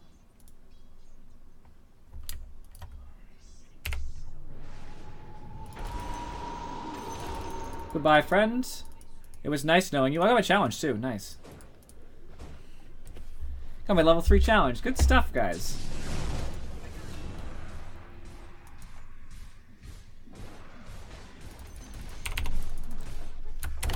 GG, well played. Wow, they're very salty over on that side. I'm just glad I got the quest. I got a wager done. That's just more levels for me. Yes, feed me the levels. I had to tip people. I forgot to tip somebody last game. So this game, I will be tipping... Who deserves it? Actually, probably this guy. Tip. Before I check the match, I just want to view my level. Nice. About to get some cards, which I'm not going to use. But hey, you know, it is what it is. I should have already gotten my quests. Both of them. Yep, both quests are done. And now that I've done this, I opened up a new quest for healing with mech. So I have to play a support or somebody who holds a mech. We'll see about that. Another 25 MMR. We are moving up in the world. I'm excited. So that match. As Lowly Campbell pointed out, I probably could have done better to kill Necro earlier and more times so that he couldn't have had anything. So his net worth was 10,000. If I was playing correctly, and I'm sure Lonely Campbell would agree, he would have had like 5,000, 6,000. You know what I mean? He never would have gotten online. Like he got a Midas, which we'll see when that was as we move over the graphs, but he shouldn't have even been able to afford it. Same thing with the Ags, of course. So, a lot of them sold their items, but good thing that they keeps track of who had what when they bought it. So the reason we won is because as much as Drow jungle is bad, we managed the lanes anyway. So Sven was top, Slardar was bottom, Marana was roaming, and I was mid, and we managed to hold together long enough that Drow could actually do something. Now granted, she was 4-4-4, but that's still fine for our team. It's all we needed was her to get some kills. Because Marana was getting a ton of them. Sven got a good amount, and I got a decent amount. You know, I didn't get as many as I thought I would, but I was still helping. You know, that's because a lot of team fights got pushed back and couldn't do a lot. But we had a good split of damage between these, and Slardar was our good support. We didn't actually have a lot of support items bought, which is disappointing. I wish Slardar had bought more, or Marana had bought more. This is not exactly what you expect from your supports, even though the game was short. They should have bought more sentries, especially. But that's okay. No huge loss. Have a good sleep. Try not to go without it for too long. It's bad for you. Road to 4K, absolutely. I'll be there. You just wait and see. Wait and watch. But let's look at the graph. This is going to tell us a lot more, I think. So we were winning the game for almost the entire game. Net worth, I was ridiculously ahead because of the lane. And that's because Necro was doing very poorly. But I probably could have done even more because he was actually not very good as Necro against me. He played pretty poorly, I would say. I had a lot of farm. Sven had a lot of farm somehow. Honestly, they should have stopped him because Weaver... It should have been Earthshaker, Slark safe lane, and Weaver Omni off lane, which is what I think it was. And Weaver should just be healed whenever he goes next to Sven and then do a bunch of damage to Sven. Like Scoochie, heal, damage. That's what you're supposed to do. I don't know how they didn't manage, but they didn't. Slaughter apparently had good stuns and helped distract enough, and I guess they made it work. Good for them, though.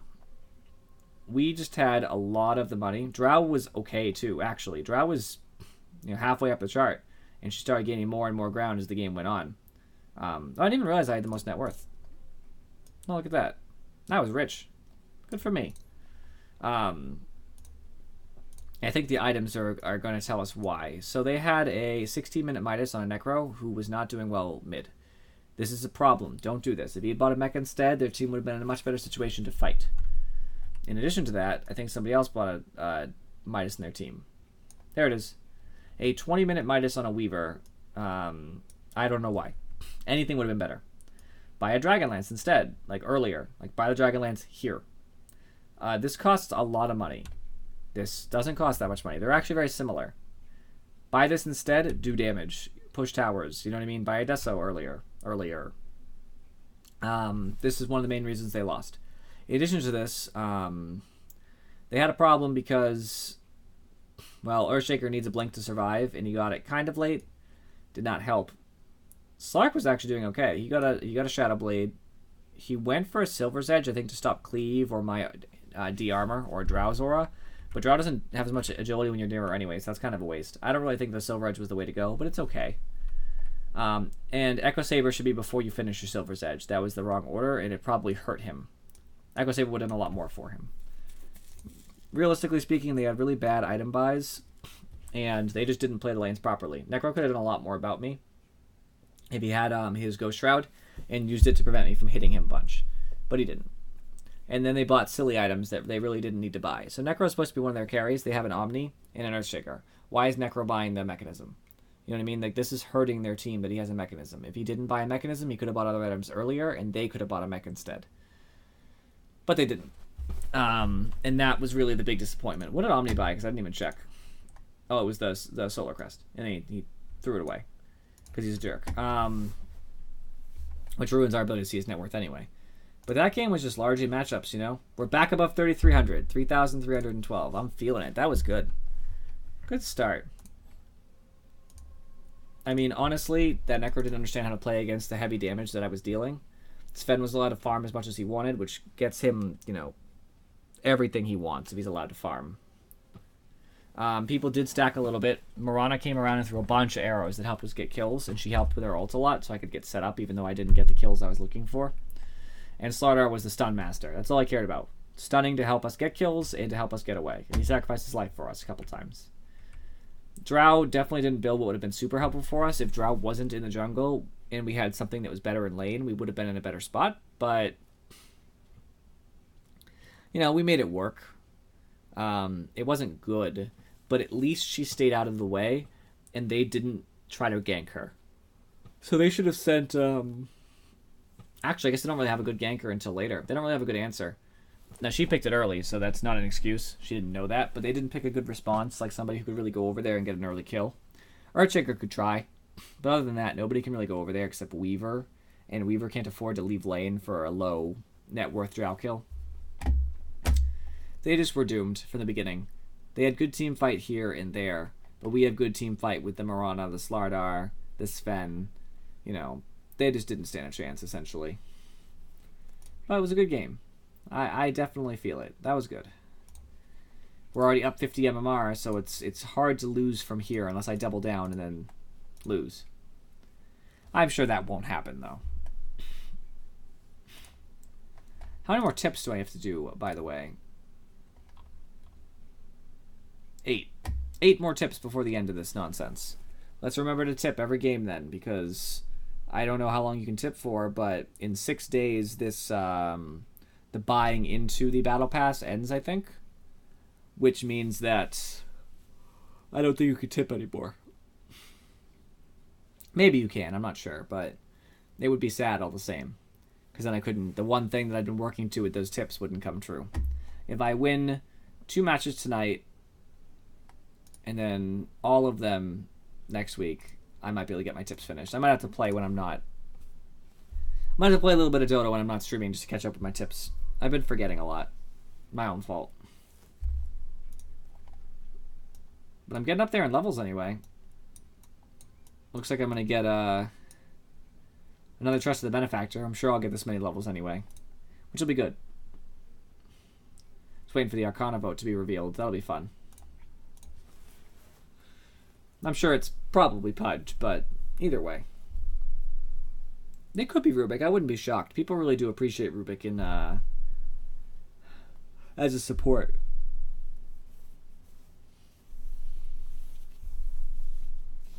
I wonder what they'll do if they ever really, like, if Dota lasts long enough in the professional scene that they give everybody an Arcana, which would be forever from now. I wonder what they would do. I doubt Dota will last that long though, because we're missing, you know, like a ton of heroes. Well, like 60 heroes, 70 heroes, something, 80 heroes, I don't even know.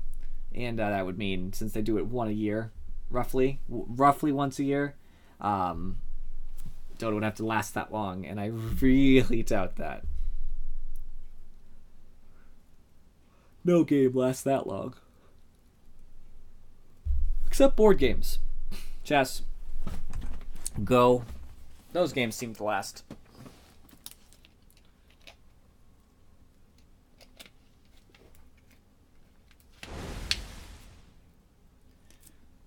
I heard Kraken Shell purging.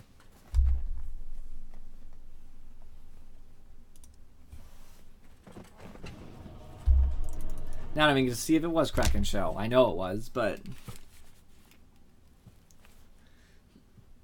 Earlier I had a visual glitch where the Aegis of Champions here was melded in with another ones. They were spinning while one was crossing halfway through the other. They just spun like that.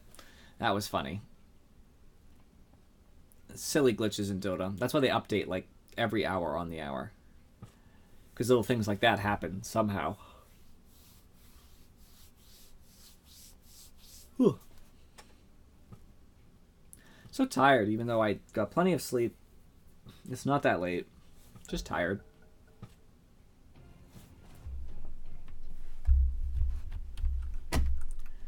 Okie dokie.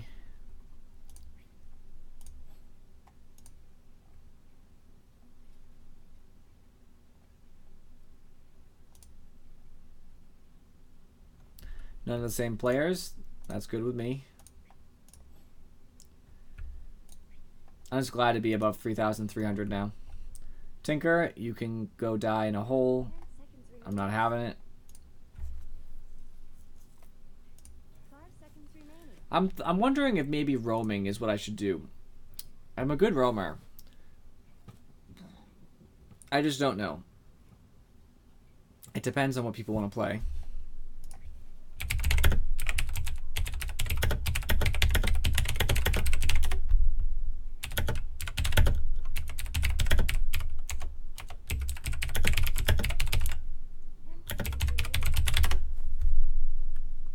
Got a random, okay. Another random.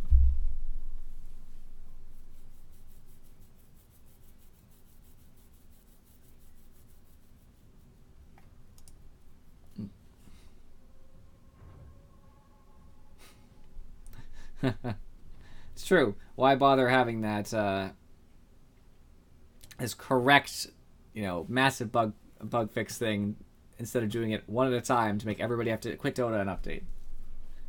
Got me there. I'm wondering who's a good hero to play. I actually think Puck might be good here. Rubik doesn't benefit as much from taking my abilities. And I can stop Crystal Maiden whenever I want.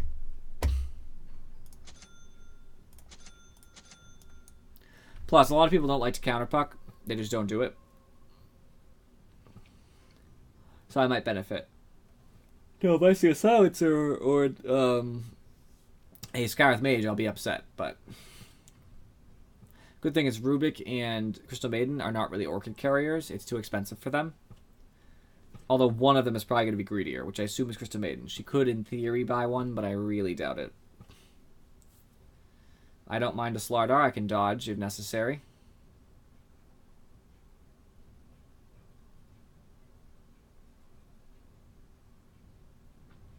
I hope he picks Bristle. Bristle's better than Tide because we need to carry off lane. I'm not going to have a mech, so I'll do the Blink Stun quest. Oh, I can earn gold for my team too. Sure, I guess. Across multiple victories. I don't know what earning gold for your team means in that case. Is that like assists and stuff?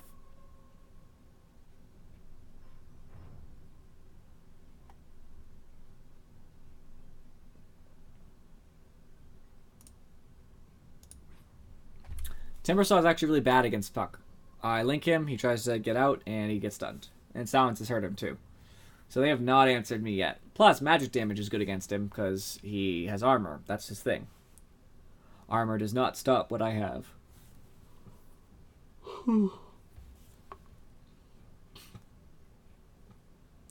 Templar is an unfortunate matchup for me mid. I'm going to suffer a little bit. I don't know why I picked Tide. Dagon's not so good here anymore. I might have to buy like a Orchid maybe.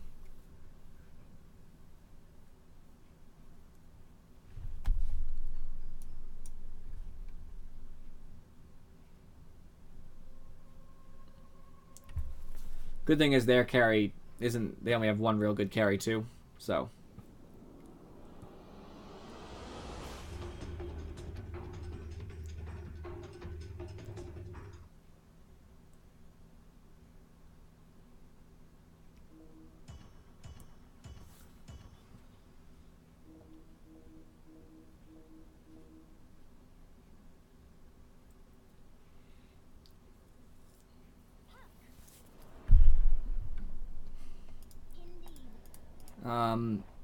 I'm definitely betting.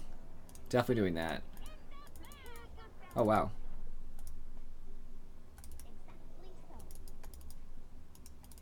I have so much healing. I think doubling down is kind of okay here. Ursa's pretty strong against TA. AA is super strong against TA. Yeah, I feel it. We're just super strong against their team. You know, magic damage and armor short, which is nice. Magic damage against someone who's really bad against magic damage and likes to heal counter. Damage over time against someone who's really weak to damage over time. Lockdown against people who do not like to be locked down. Hurt too, actually.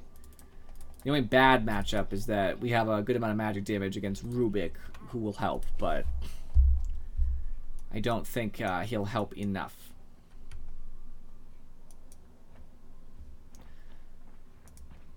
Unfortunately, Ursa's just not quite fast enough.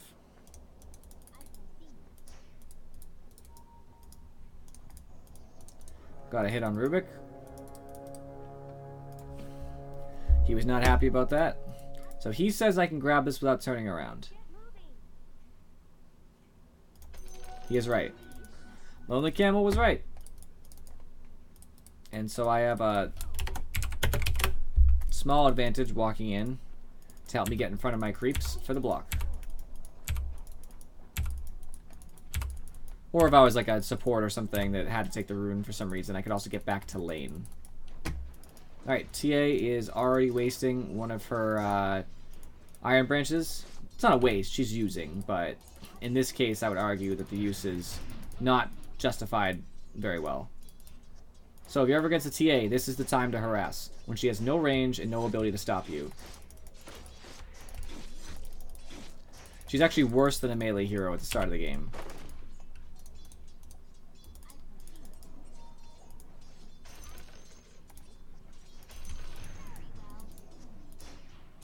She only has 3 charges on that.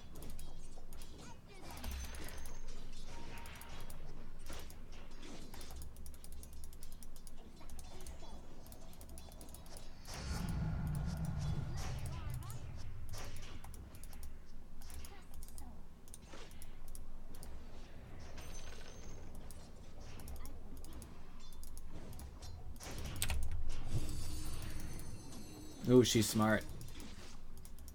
She's smart.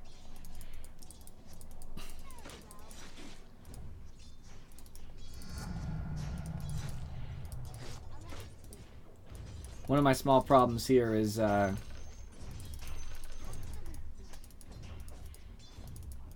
struggling to keep her down with the whole salve thing. Her salving was very painful for me. Ooh, of course it was a miss. And now she seems very good at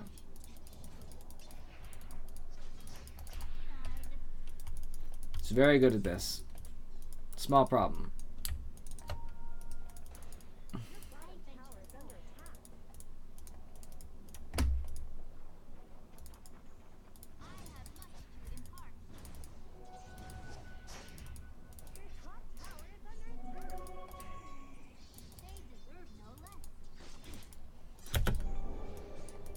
Have to do that, otherwise I'm risking death.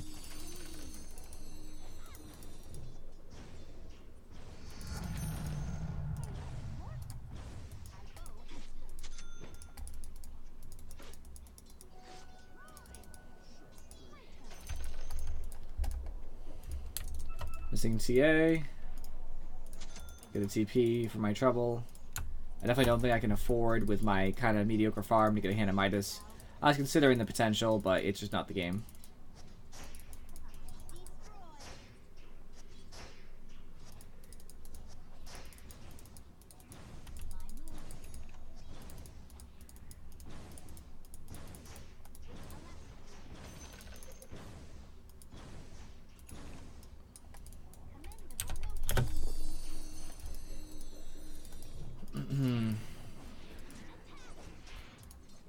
Gonna need help with her, and I hope my team actually comes to my rescue.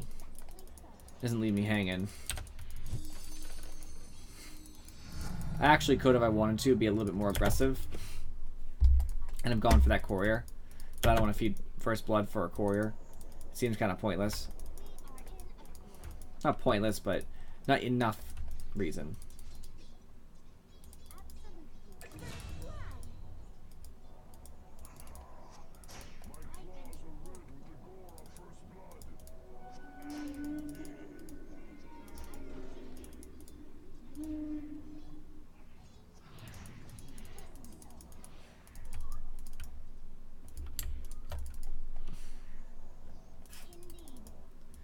I don't mind giving a small advantage to TA in lane so that she can't have rune. I had some decent harass on her when she was walking, so that's good for me. She just wasted her last bottle charge, and now that means that she has no ability to stop me from doing whatever I want to do. So, what I want to do...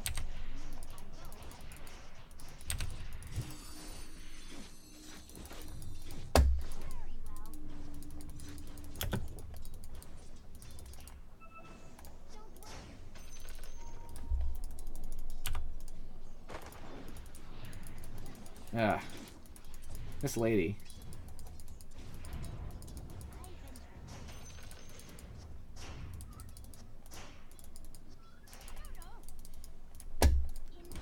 This lady always doing irritating things. I don't know why I'm trying to queue up Blink Dagger anyway. I need mana boots first.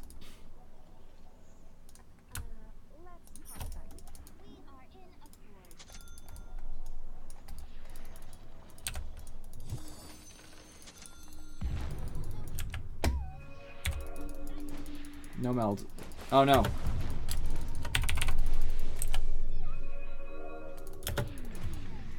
I kept them around longer than I might have wanted to be.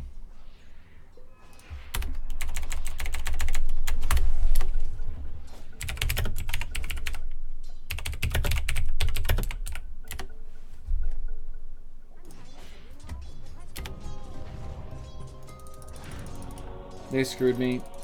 My team. I should have known those supports were missing. And they didn't tell me. Very frustrating.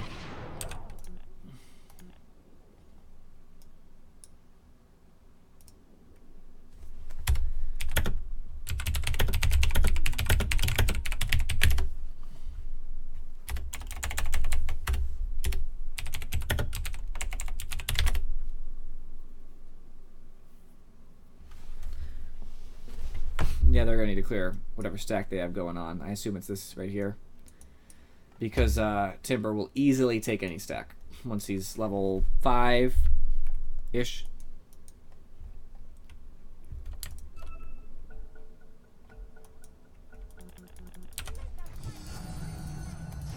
One.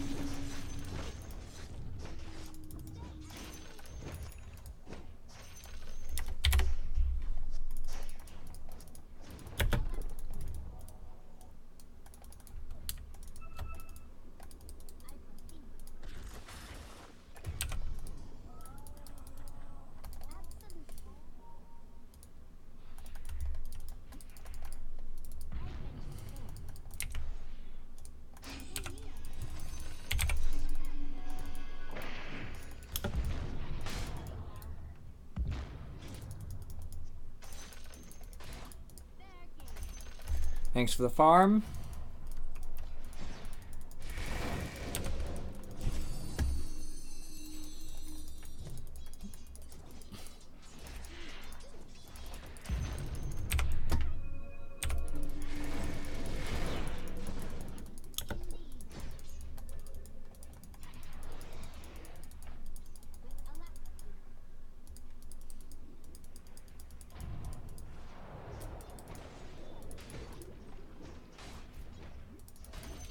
They smoked. I'm getting out.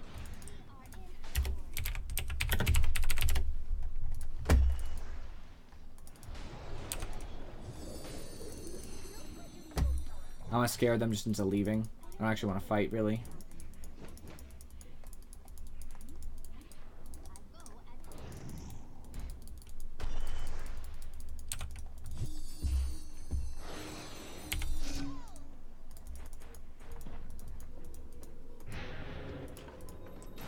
It's unfortunate.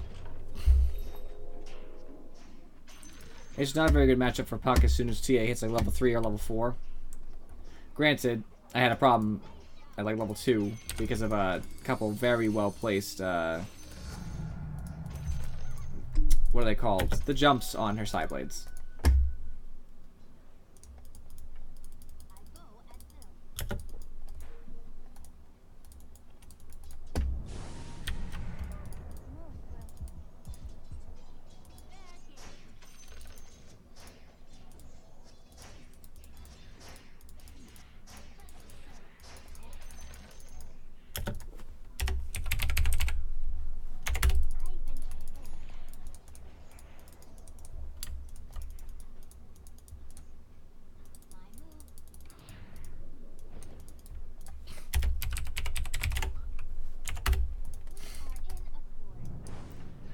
I don't know if I can take it. It's not a problem. I don't know if that's gonna work. Your middle tower is under attack. Your middle tower is gone. Try warning.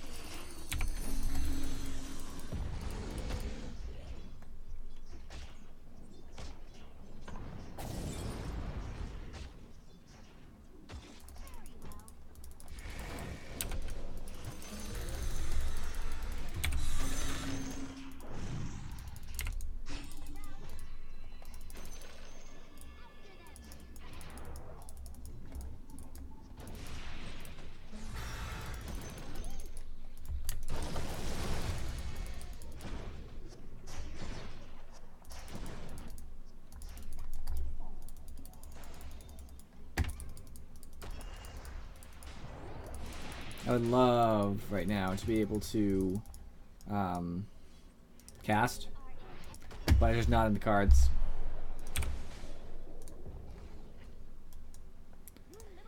Very sad. They're all low too.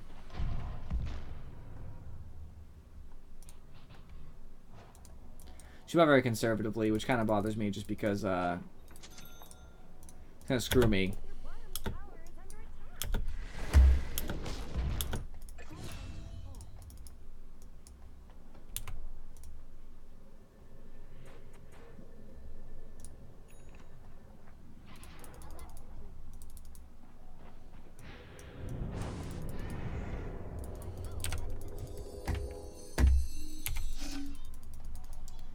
Alright, well now I'm gonna get my Blink Dagger.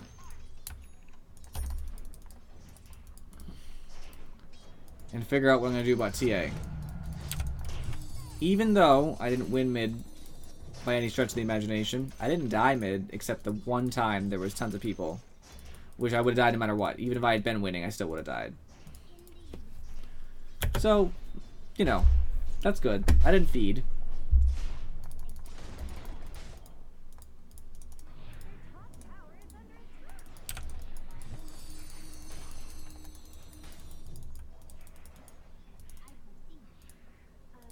Let's talk about your top tower. Rubik, huh? It's gonna be rough because if he steals one of my abilities, then I can't really do much to him.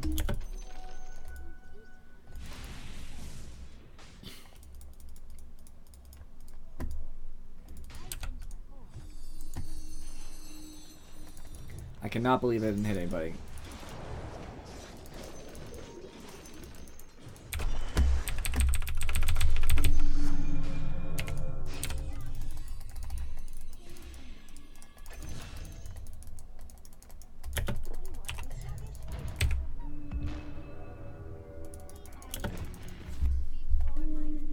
I did get the slider, but there was no response from anybody on my team. I should have pinged or something, but in the same token, I kind of expected they'd help me out. I messed up too. I wanted to run up to the high ground here and then phase shift because my Lucifer would have been up sooner, but I made a misplay. Well, let's just take a tower, I guess.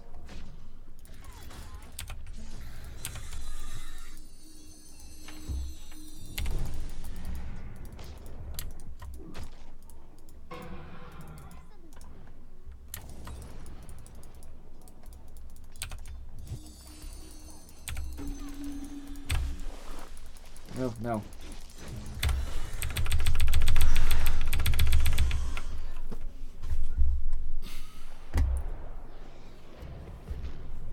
This Ursa needs to chill out. Not like he's been doing a lot of useful stuff.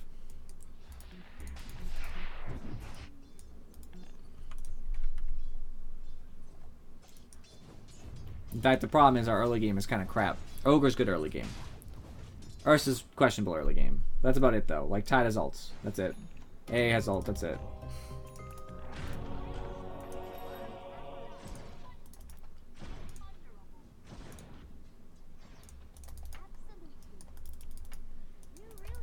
I don't mind criticism, but there's a difference between criticism and just like making statements like that. Like if Ursa was losing, if he lost his lane, I wouldn't say Ursa lost lane. That's not what did I just do? Nothing. I didn't accomplish anything. I just stated a fact.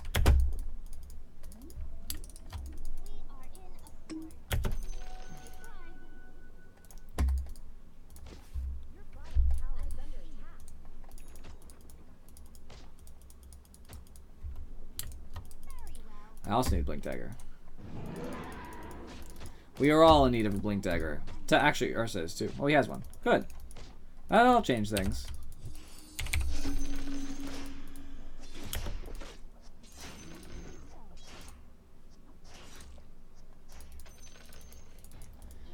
The problem, too, is they're just really good at catch. Crystal Maiden, Rubik, TA Traps, Slardar.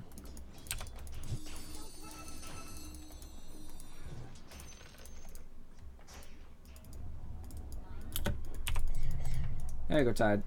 This is some mana for you, friend. Are they trying to Roche?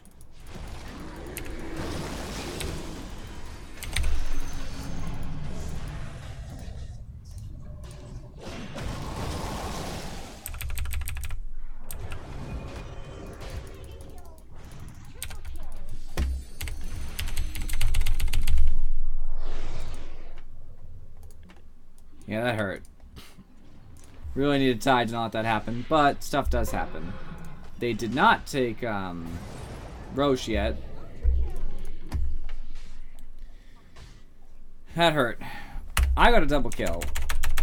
And then nothing else happened. They did open up a lot of damage. I didn't get a double kill by myself, but things went poorly after that.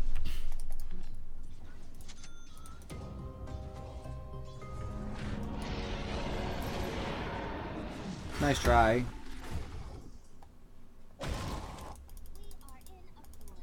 I'd say it to him if he wasn't a jerk earlier, but it was a nice try. Now we're feeding.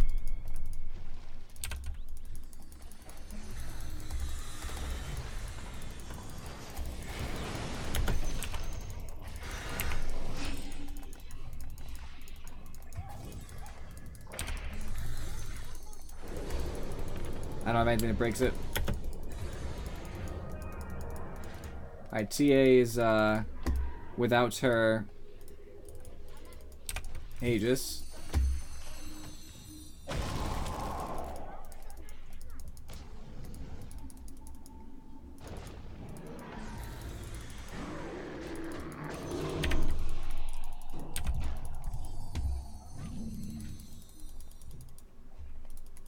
Rubik with Rage is actually pretty scary. Oh, good, Ogre's in there.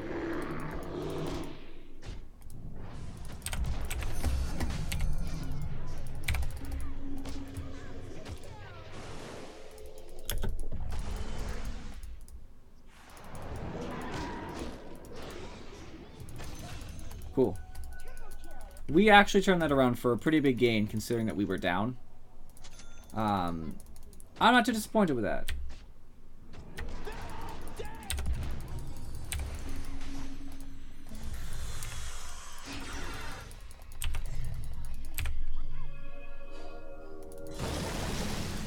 Cool.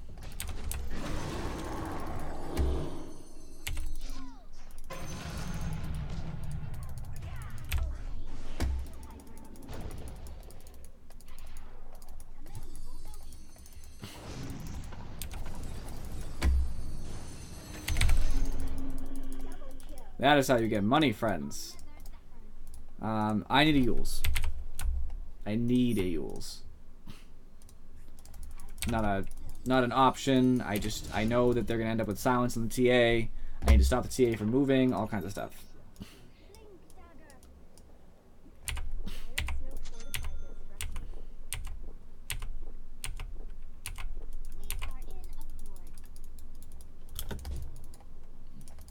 Fortunately, now I'm level 12, which is still behind TA, unfortunately, but I have my Blink Dagger, I got a bunch of money, a huge influx of money.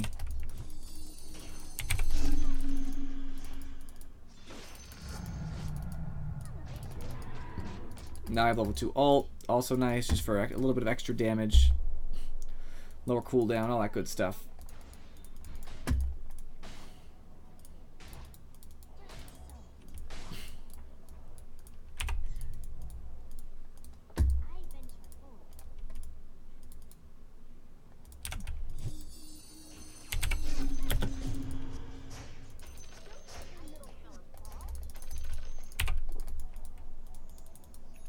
Slide arrows here.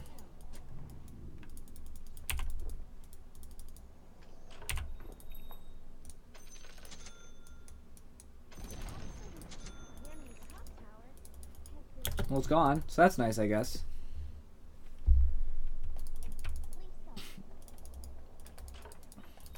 I'll have my Yule soon. We got a tower. It's nice. I mean, even though it required the denying and everything.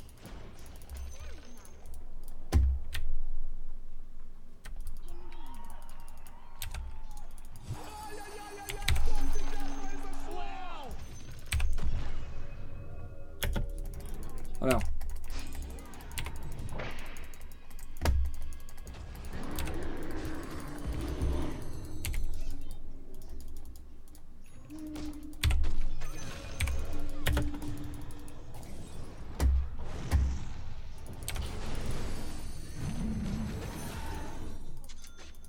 Now I'm doing puck things. Thinking with puck.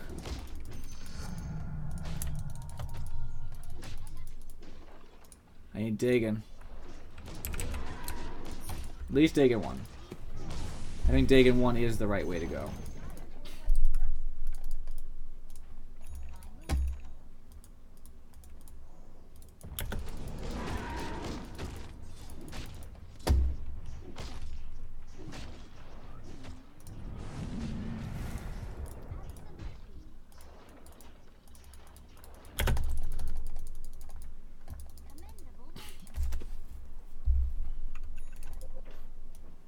There we go. Now that I have Yules, I don't have a bottle, I don't care. Now that I have Yules, I'm very strong. Just give me some move speed, which I really need to get out of there. Gives me another way to stall before I get a phase shift or a blink.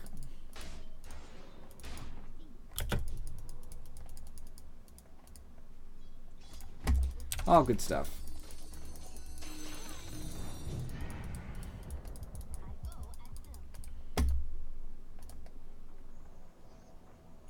Next level, I will take magic resistance, as they have quite a bit of it. Quite a bit of magic damage, I mean, not quite a bit of magic resistance, though they have that too.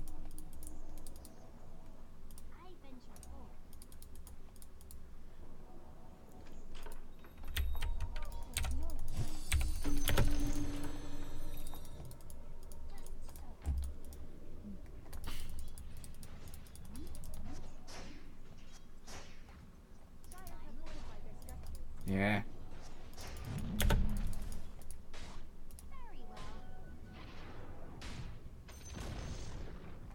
Unfortunate, but it's down. That's all the tier 1's down. We're now equal in objectives as well, which was one of our weak points. We didn't have equal objectives, and it was really hurting us. So we're actually in an okay spot.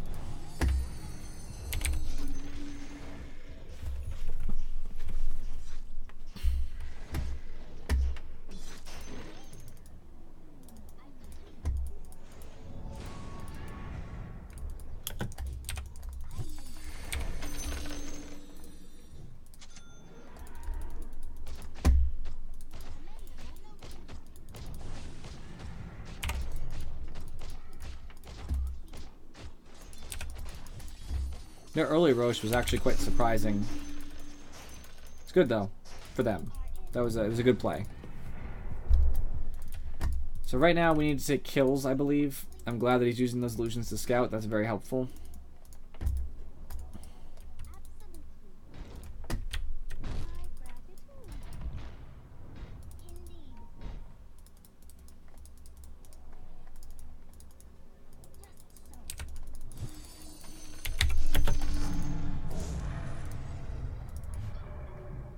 I don't know, because I need magic resistance for that. And not even slaughter, that's just physical. I don't know, I think damage might be better here. Yeah, we're going to need more damage. I think. Because physical is how I'm going to go down anyway. I'm good with this. It's going to help me farm. All the good stuff.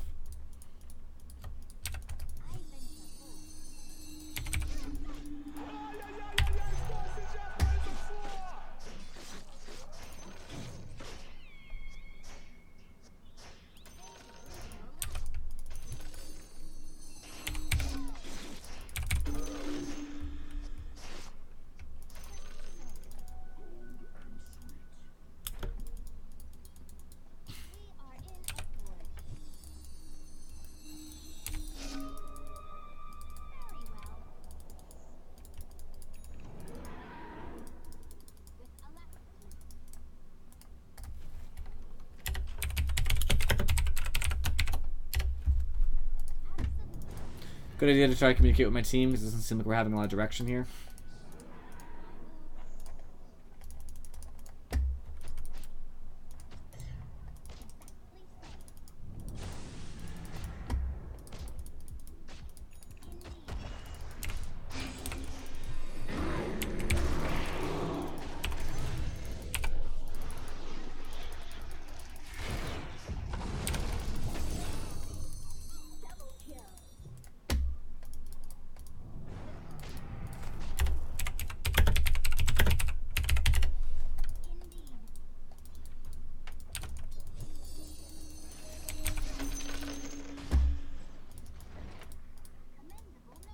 I was going to stall Crystal Maiden until more people came in. That's what I thought was going to happen. So that was the plan. I was like, oh, lift her up now while I still have the Euls up, basically. But then, never happened. It never came to fruition. Nobody ever came.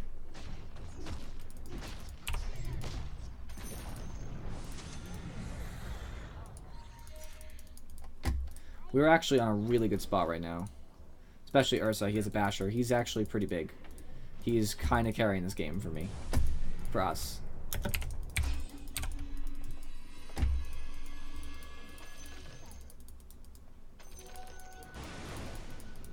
That's real.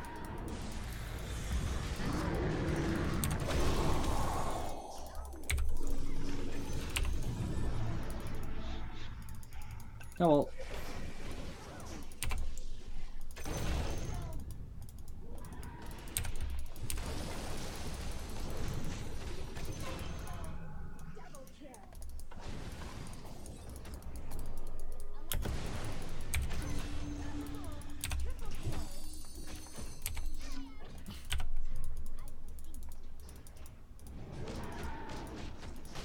This is huge. I think Dagon's the way to go. I'll get a Aether Lens somewhere in the middle there. It's not going to be good against TA, but everybody else is going to be super strong against. I need to help Ursa. I do a lot of damage. He does more, of course, but I do a good amount, so...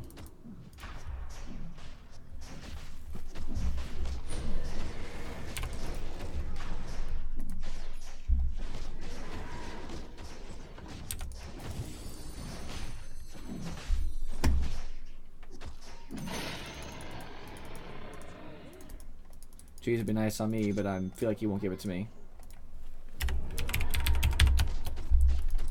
It's fine.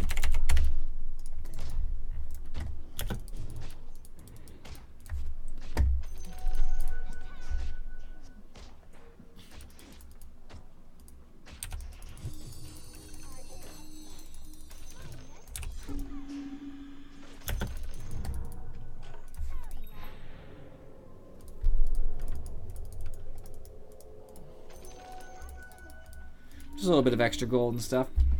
So I've Dagon 2 now. Fortunately, Dagon doesn't go up in mana cost as you level, which is just lovely. We're doing something or no?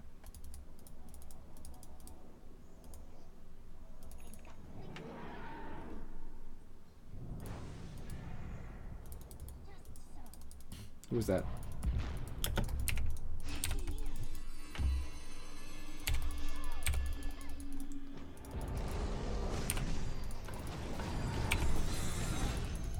That's how it's done.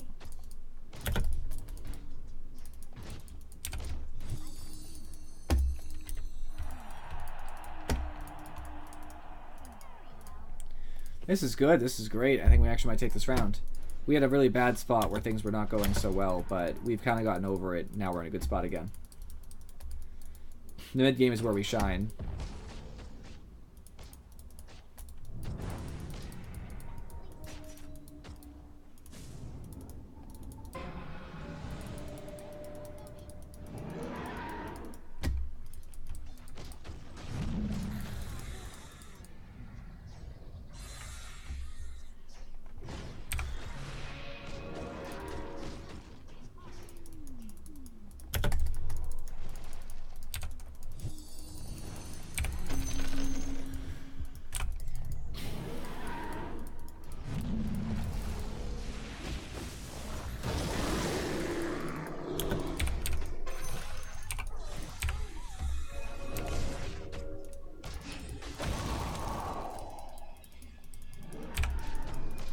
Just in case Rubik tries to steal, I know what he's going to get.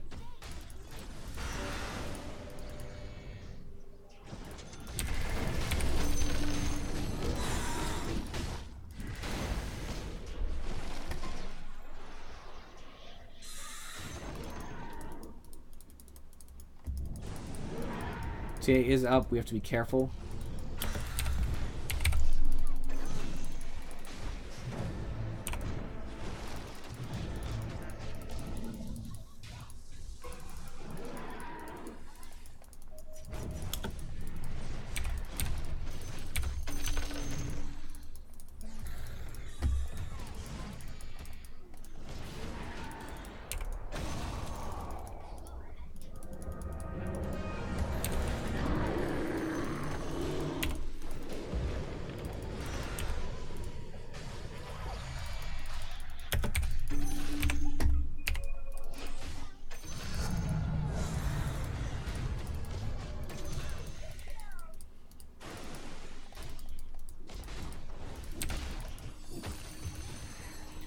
That went super well.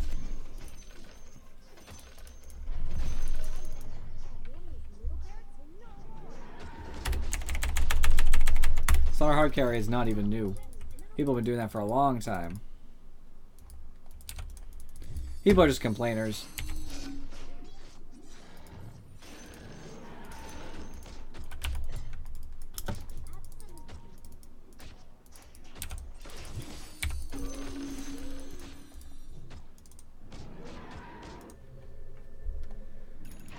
Dagon 4.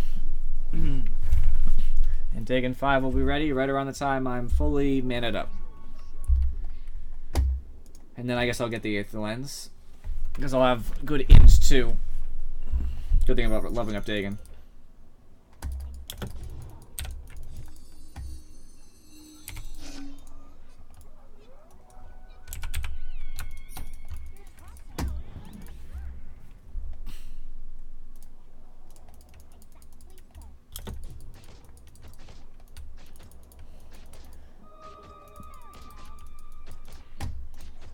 Templar's a little bit too tanky.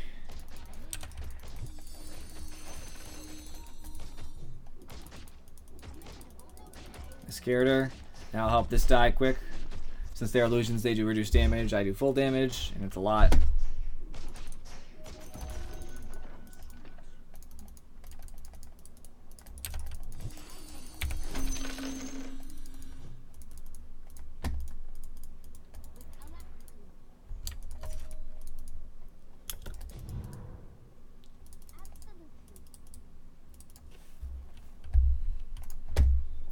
I'm pretty strong about this. I doubled down too. We're gonna gain a ton of MMR. We're going right back where we were supposed to be. Supposed to is obviously hard, like, you know, to judge, but where I feel we're supposed to be.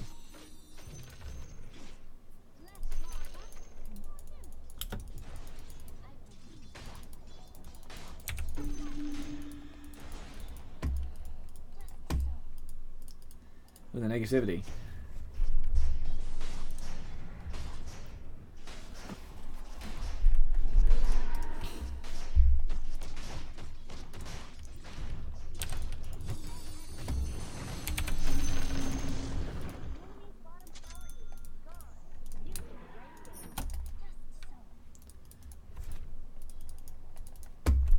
Alright, now they're getting both racks assaulted. I could have killed Rubik there, but it would have been risky. I don't really feel super comfortable with it.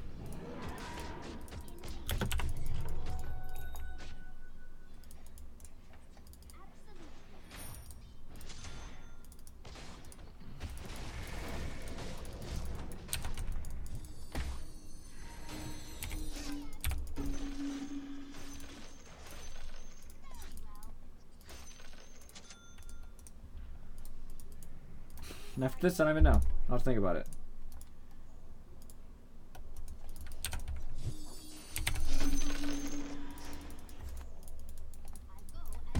So these super creeps will come in and cause a problem.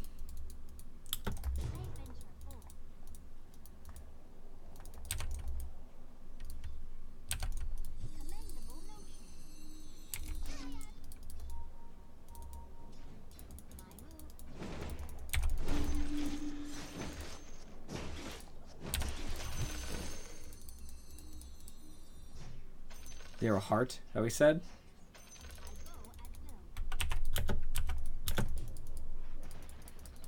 I'm basically at this point just trying to pressure the other lane, pushing it backwards, because that way my team can take advantage of it.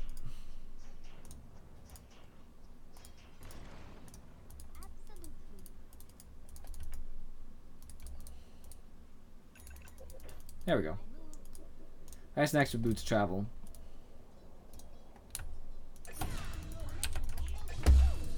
Oh, it's over. That was all we needed.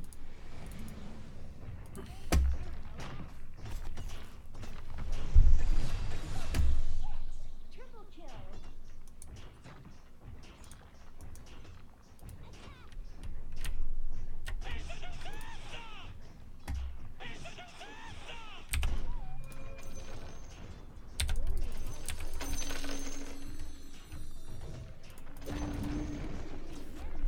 And I made sure this tower pushed in, so they're done. Because they're going to take those racks right as I'm taking these racks.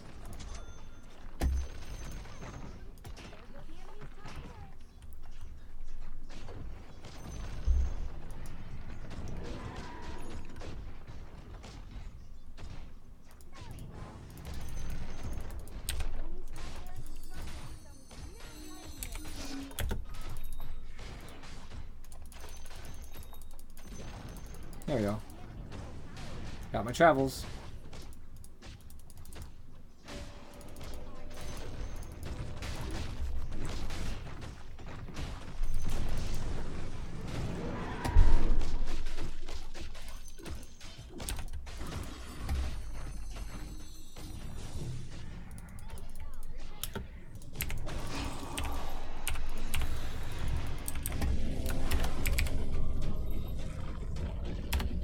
GG, well played. I didn't get a chance to even do much.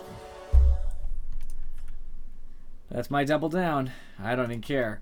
I got a reward as well. I'm not going to use those. The reason why is because the compendium fantasy. You know, half of them are already done. So like, you know, I'm going to open them, I guess. But other than that, I really don't care.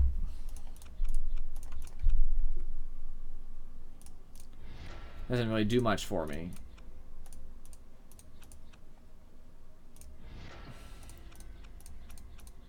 I don't care what the fantasy challenge anyway. It doesn't mean anything to me. So it's just kind of a waste of my time. So, all the same though. Current level. There we go. So let's take a look at how much we gained. Friends, 50. We're up 100 MMR today. That's huge. That's so big. So this match was very interesting. The reason that we did well is because Ursa was farming the whole game, and he tried to make up the ground that we lost. And I appreciate that from Ursa. He did a lot. Like a lot. I caught my ground eventually and started farming as well, which I'm sure we'll see when we go to the chart when that was. And the Midas on AA helped us when we got to the middle/late game. How late did this even go? Went to 37. The mid-ish game. It helped us too. I don't love the Midas, but it did help. I mean, damage-wise, it was mostly me and Ursa, but, you know, Tide and AA weren't that far behind. It wasn't that bad. Still good stuff from them. I'm assuming support items was going to be a problem, right? No, actually, we had a lot. I think some of those were late game, but still, we had a lot. That was good. So we had a problem here. As you can see, this is where they were really ahead, but we pulled it back around 20 minutes and started taking a huge advantage. I wasn't doing good at the beginning. Now, granted, one of my competitors there is Ursa, but the problem was the TA was very much ahead for a while. She transitioned very well from the laning phase. But fortunately, Tidehunter did okay. He was above, you know, half the game.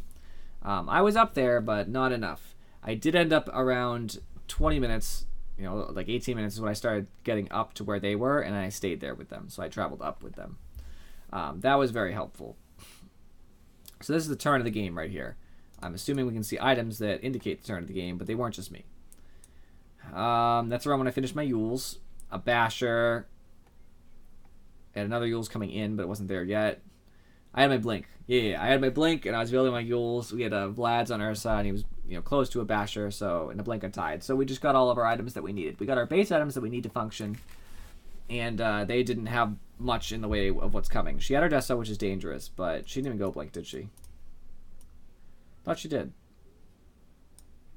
Yeah, she did. She had Blink and Deso, but she didn't go Dragonlance yet, which means her attack range wasn't that large. And by the time she got it, we were getting all our other big items, and we slowed down our farm to the point where she couldn't really get much else until BKB, which is helpful, but it still made her suffer. Some items that I don't agree with on their team, let's see. Rubik's fine, that's normal. Force Staff might have been better than Blink, but that's okay.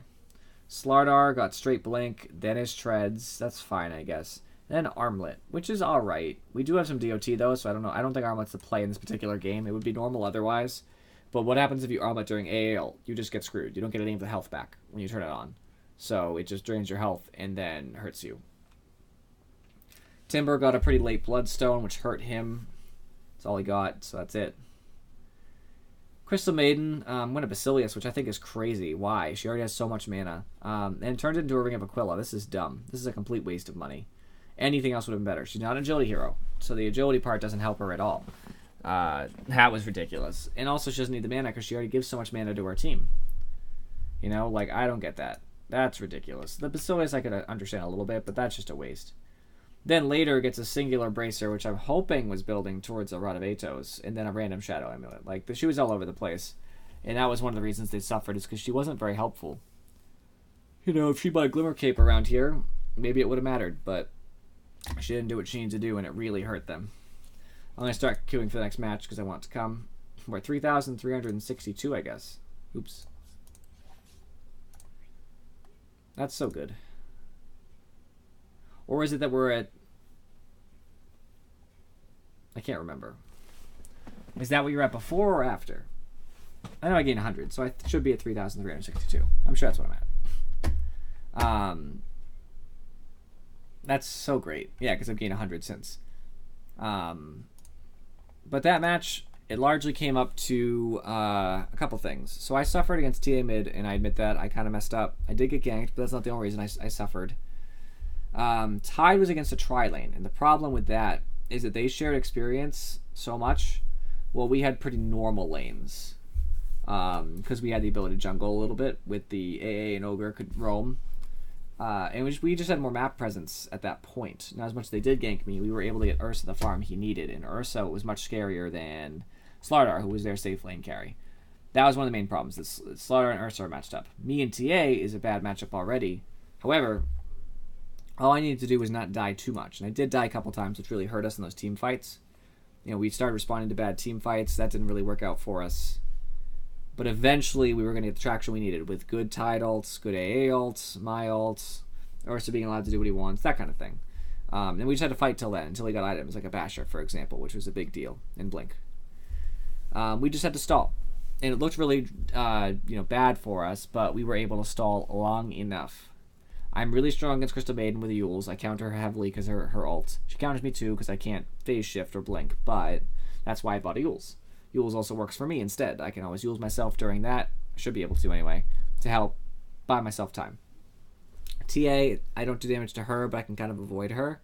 It ends up just being kind of a meh. It's an okay matchup. It's not great, but it's not too bad. Timbersaw, I'm better against him than he is against me. I don't like the damage he deals, but he doesn't like to be held down or silenced. Slardar hurts me a lot with blink stuns, but I hurt him a lot when I ult him or silence him. So again, kind of meh.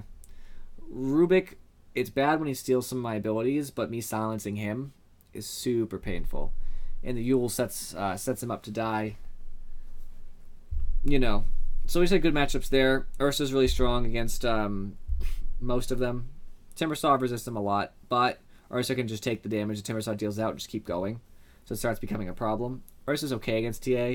Not great, but it's not bad either because he can just negate the damage and start stacking and getting rid of her refractions.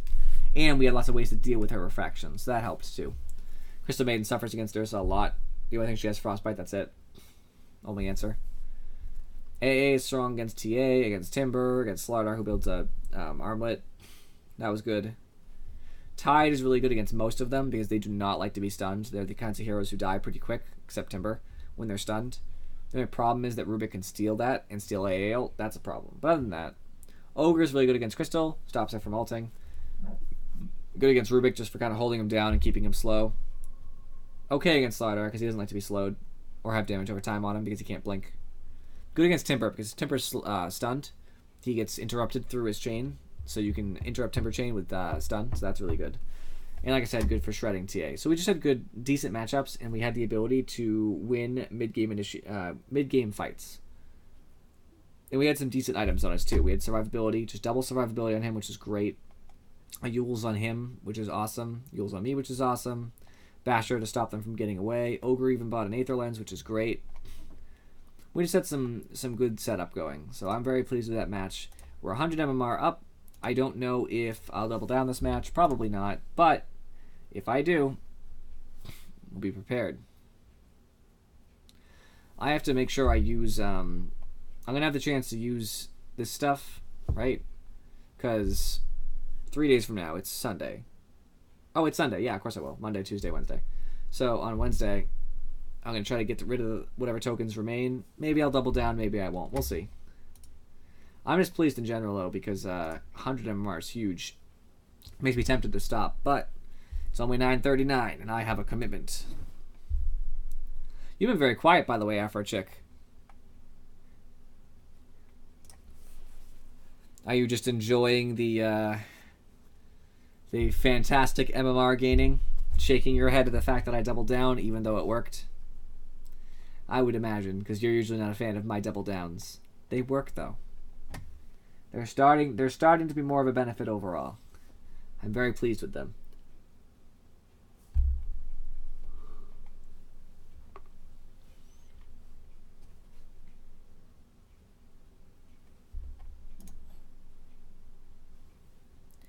If this match looks good and I double down, then I should be able to get to, I will be able to get to back over 3,400. The road to 4K looks real again. The International is really killing my viewer base, by the way. I understand, but it's really hurting.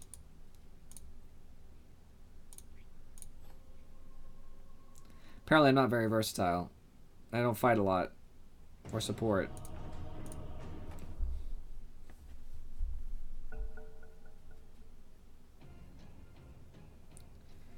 Yeah, I'm hoping I'll be up to 3.5 soon-ish. It would be nice. 10 seconds remaining. No Tinker. Wait, Tinker. Ban. 5 seconds remaining.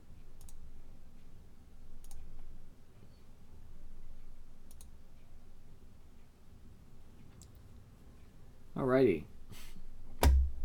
What kinds of lanes are we going to see? A Legion in lane bottom isn't terrible. It's okay. I'm doing a lot of mid today, haven't I? Mid, mid, mid. Yeah, 3 mid matches. The mid is back, friends. I'm wondering if a roaming like Pudge would be good. I like roaming Pudge.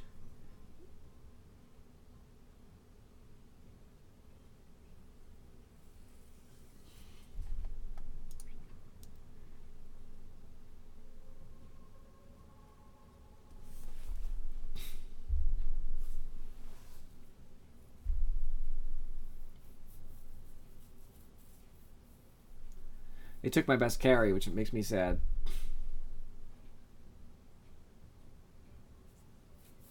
We have a roamer, so that means I'm safe lane.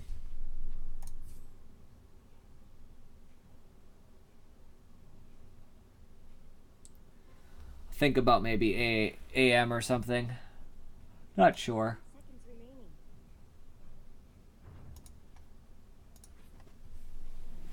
remaining. Alright. Let's see what they're gonna do. Not sure what I want to play yet. You know, the problem is that the Omni Knight's gonna be a problem no matter what. He's just always an issue. It doesn't matter who you are. Make sure you get sleep, by the way. Can't go off no sleep.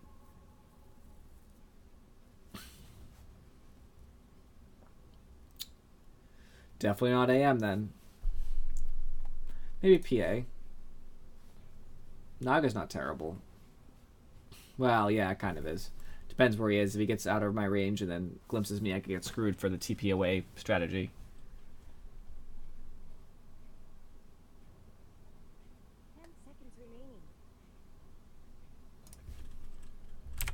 So Sven, PA. I think PA is pretty strong right now. PA, Sven. Not Luna. It would kind of waste it.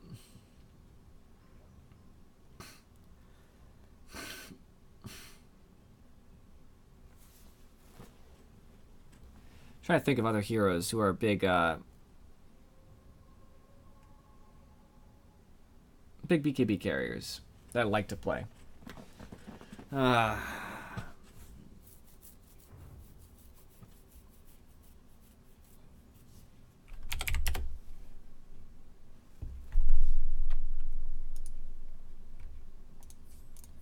So I gotta roam then.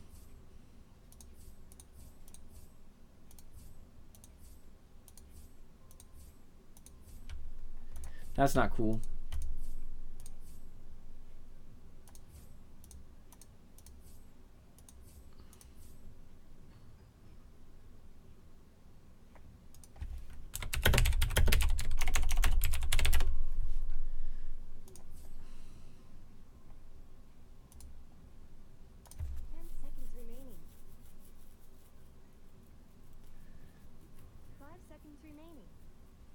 Ricky is really good. Ricky is really good.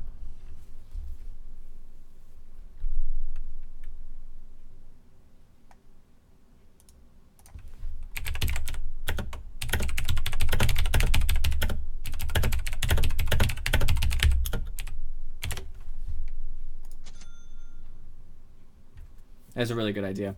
Ricky has a super solid silence to stop Disruptor, and he's slow. He's not that fast either. He's okay, but super strong against OD, so he can't do whatever he wants.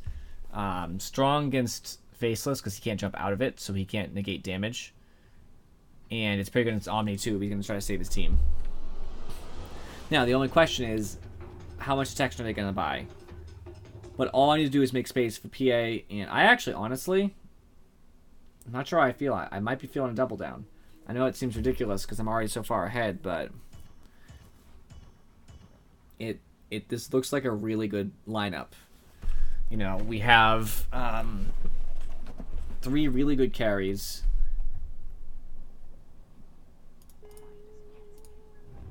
I'm definitely gonna bet. I'll definitely do these 2 things. I believe in them.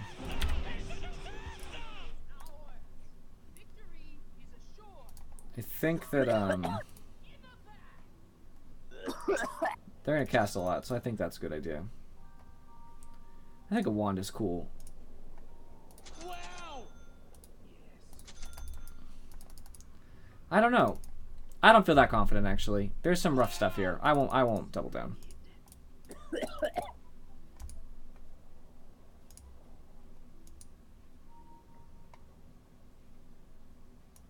Wow! I don't know. I will. Suka beli TV now. I might have to mute a lot of people. Rush room. Rush room. Suka. Rush. They're probably gonna have a sentry down. The good thing is my team's coming, so I don't care. Rat that's so spec.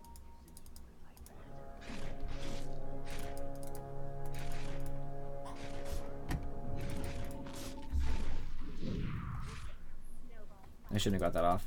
Huh. That's stupid.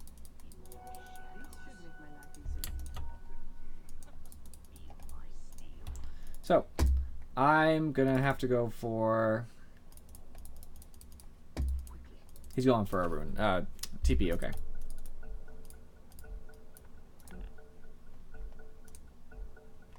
fine with waiting and all, but let's go. That's what I need.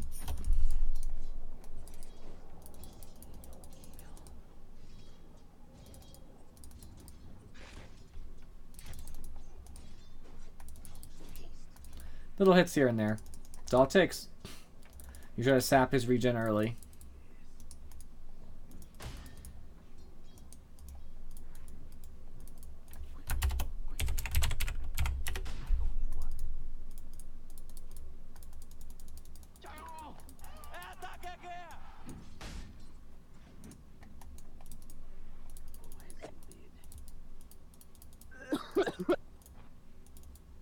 This guy's dying over here. Somebody help him.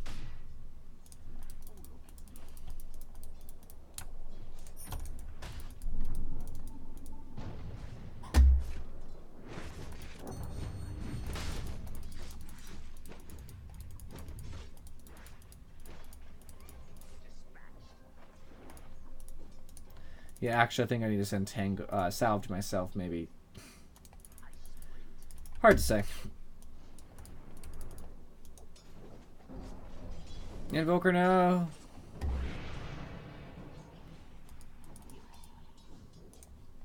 He's dead. Boom.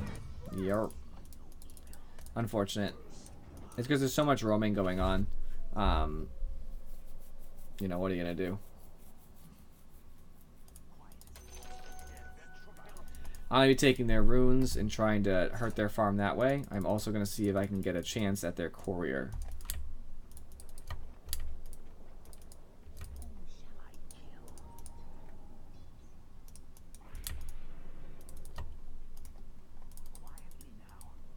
I don't see the courier, so I feel pretty comfortable coming backwards.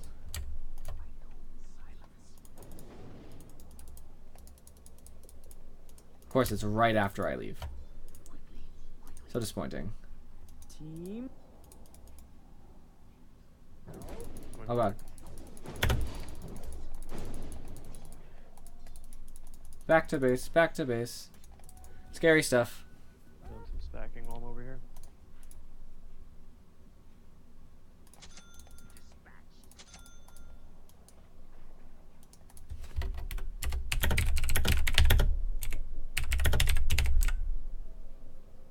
Not gonna promise that. He's supposed to have a Rubik. I don't know what Rubik's doing. It's not really helpful though.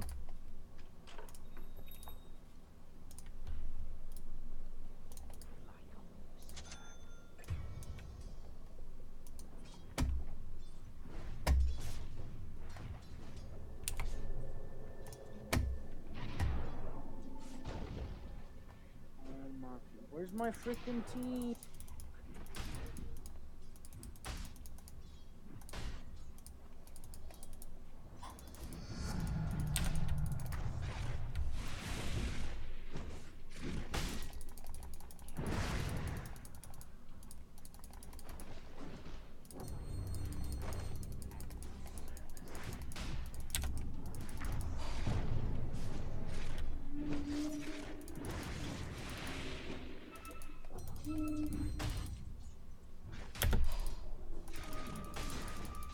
Distraction.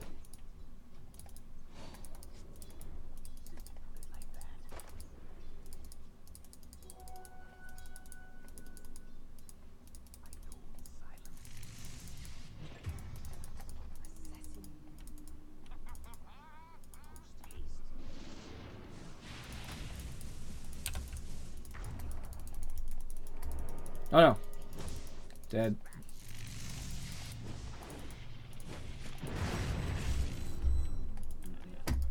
Not going so well on the Ricky roaming. They're not very easy to kill early. That's one of the problems.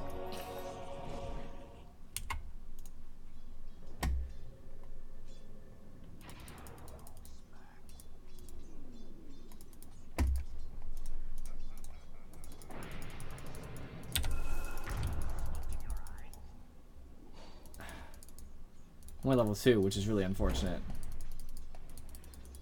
I'd love to be a higher level so I could have jumped on him there, because if I just did a blink strike, he'd probably be dead right now, because I would have reactivated Cold Snap and slowed him. But what are you going to do? Invoker seems to be doing alright mid. He bought an El Talisman, which is fine. I'm not criticizing, I'm just saying he bought one. So his minus is expected to be a little bit later. Worth.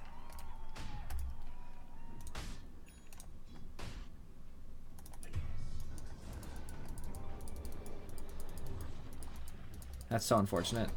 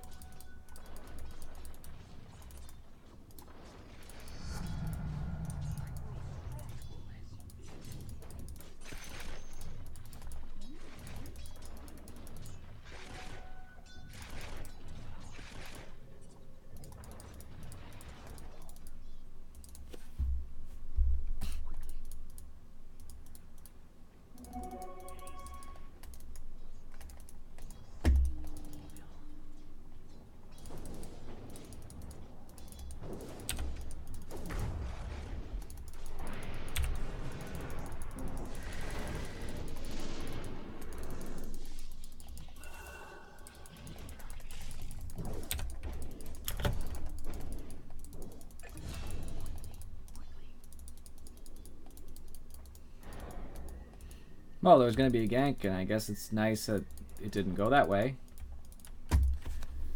Still not a good situation that I found myself in, but it worked out. I'm just going to finish this first.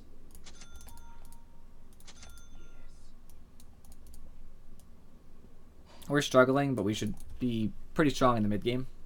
They will too, but we'll both be strong in the mid game. He has enough mana to do a full duel, but I don't think he'd kill solo. I'll come bot.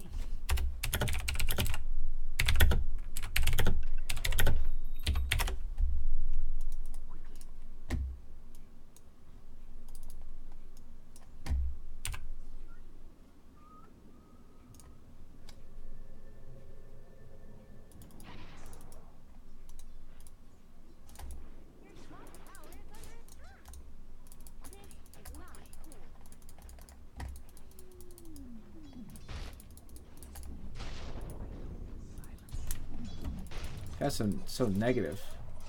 Even if it's at the enemy team, still negative.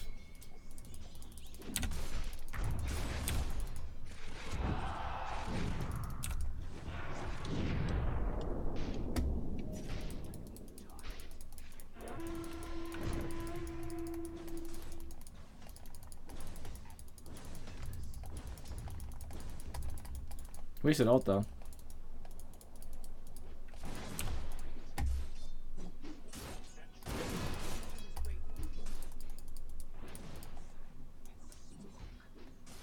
That should help Legion get enough mana to be able to press the attack and preferably not get weak.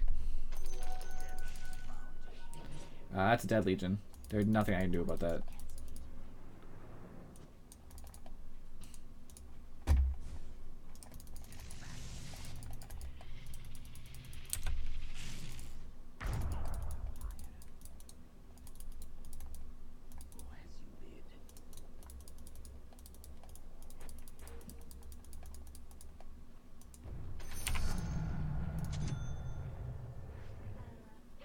should go on him.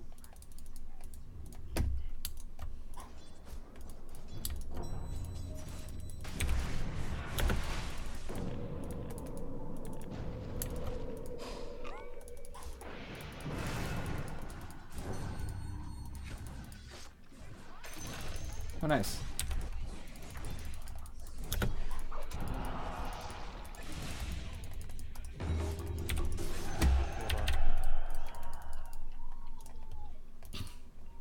That's huge for Ricky.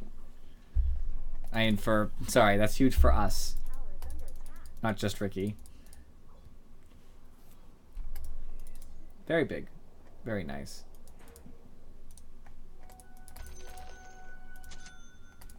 I will do that because I need it. I'll get some more TPs because I need them. I'm not sure what kind of boots to get. You know, oftentimes, Rickies will get Tranquils just to be around the map more. But I also want to be able to hurt them, which requires more tread approach. I think I can afford treads. I think it'll be fine.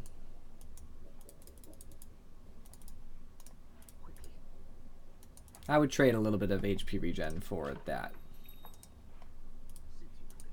Well, that's not even necessarily true. 90 movement speed over 45. No, I'll take the Tranquils.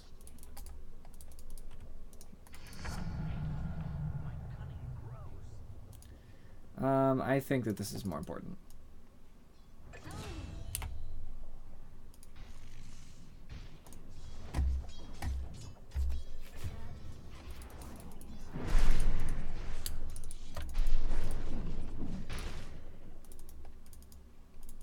We were being chased, man.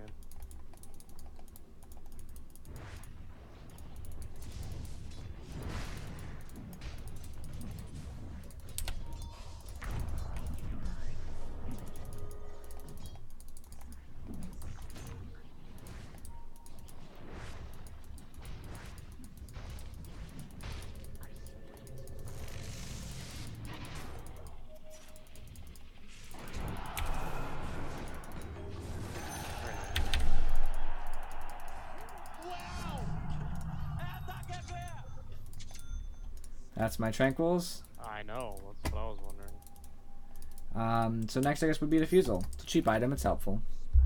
I don't think that I need to,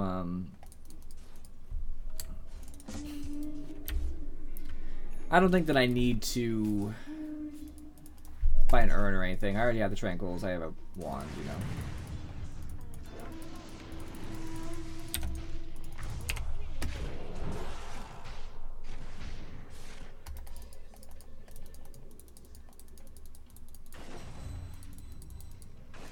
Ow. Kind of ow, anyway. Battle Fury PA isn't Bottom, I don't have terrible. to now.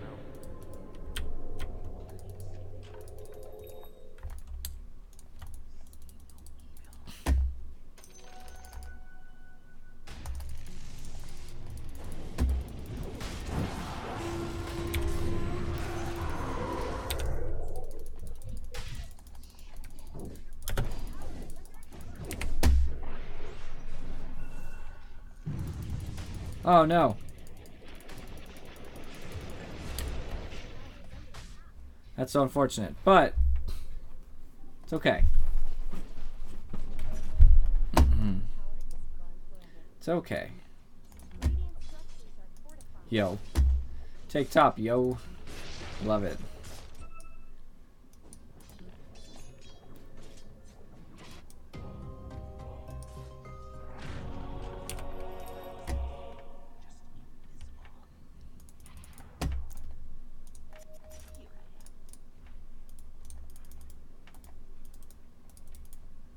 Let's go steal their rune that I hope they haven't taken, but I'm sure they have.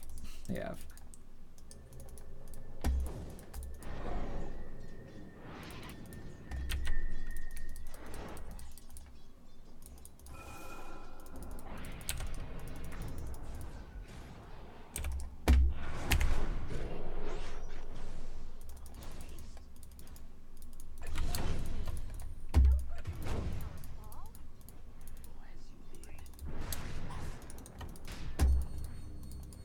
Try and get there, but it takes time, unfortunately. I think an Echo Saber would actually be a cheaper way to do this. To do quick damage.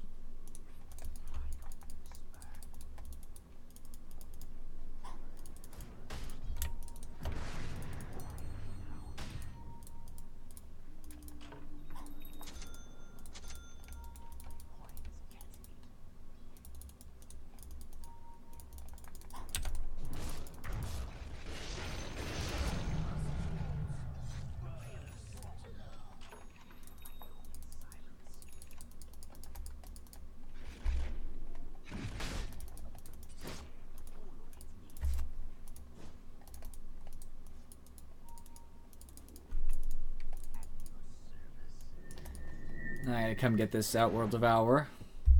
Well, pressure this Outworld Devourer. The middle tower is under attack.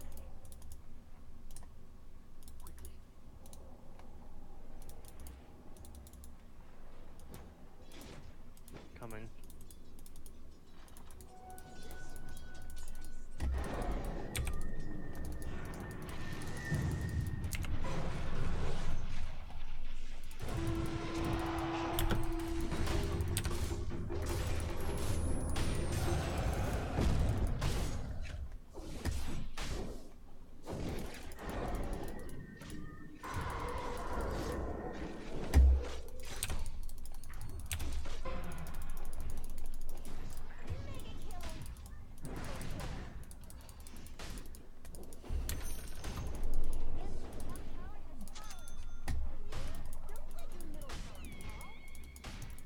I'd love to be able to do something about this, but unfortunately I cannot.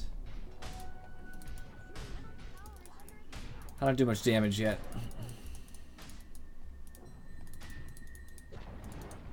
Middle tower is down. You just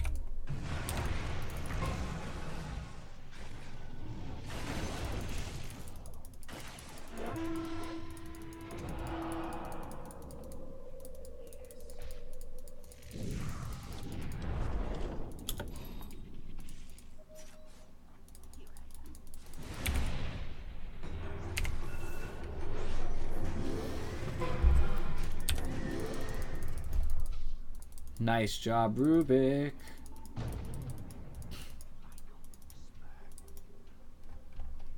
Oh no, Rubik. Run, my friend, run! As Ricky, by the way, I haven't really talked about the goal here. I'm just trying to stop them from farming, get kills if possible, get a little money, and then transition into a sort of carry.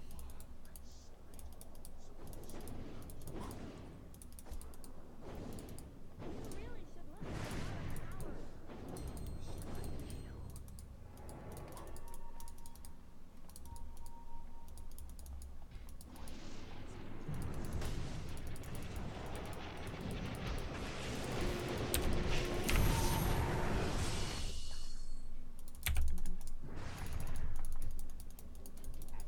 Okay, PA, you are muted.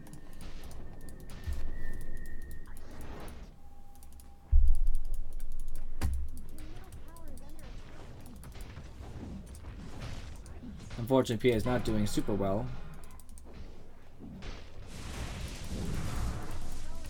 But it's not all on him.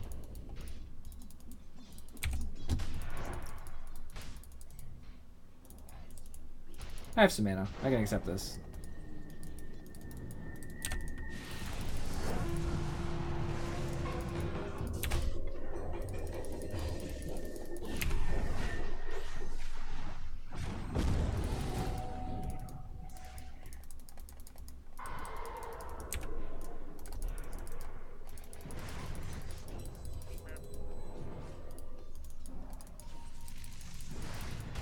Uh-oh. PA again. Help, PA! Okay, PA's okay.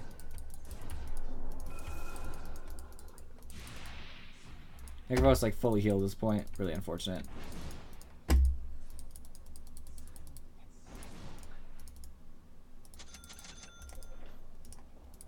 I'll do my job. I gotta buy some of the support items for Rubik.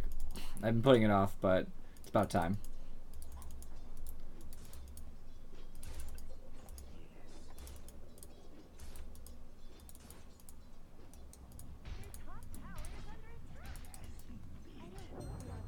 They're trying to deathball us, which is one of those things I worry about. We don't have a lot of good answers until later. Like, Invoker doesn't have any items that are great to answer, you know, that sort of thing. Ooh, that was a nice tomato. No!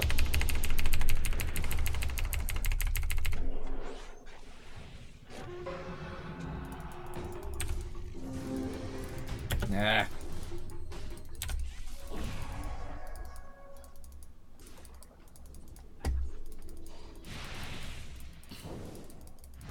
Ah. They're gonna dust any second. They're gonna dust any second.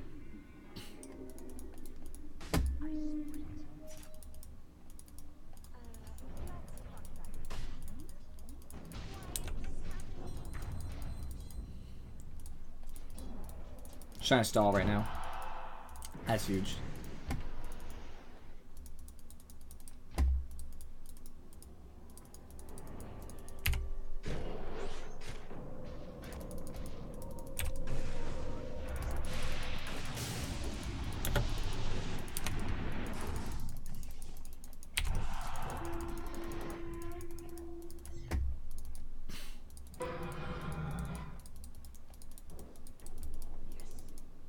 Alright, I gotta wait till I regenerate a little bit, otherwise I can't do anything.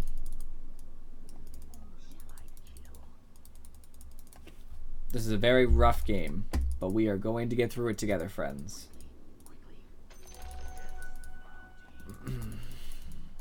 So we're gonna need a ward over here. Ricky's one of the best warders in the game because he doesn't reveal his invis when he uses items or spells.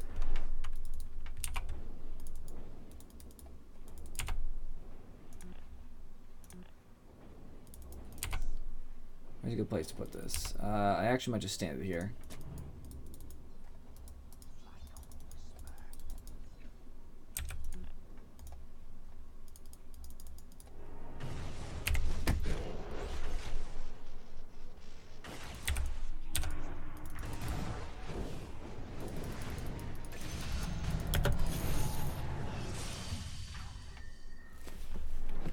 Try to set him up for success there. Trying to get the courier, but without my Echo Saber, I couldn't get it fast enough.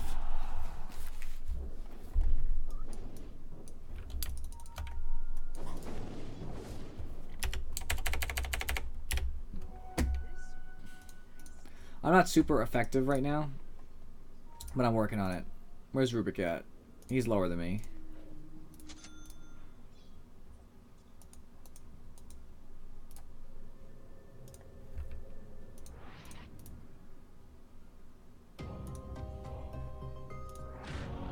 Well, actually, I guess I'll just deliver it to myself and hand it to him. Nothing wrong with that approach.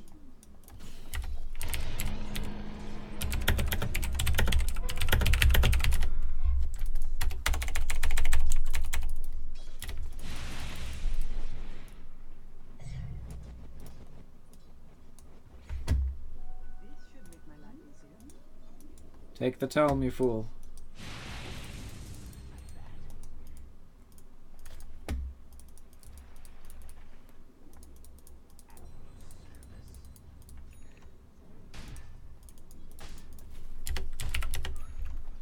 Trying to help him.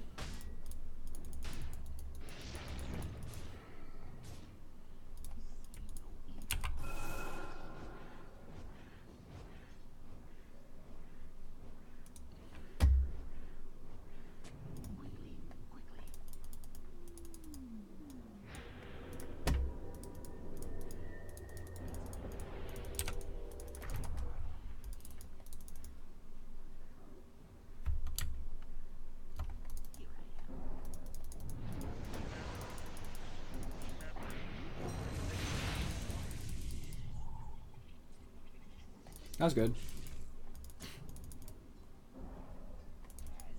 I think movement speed is what I want next. No. I need money. DD.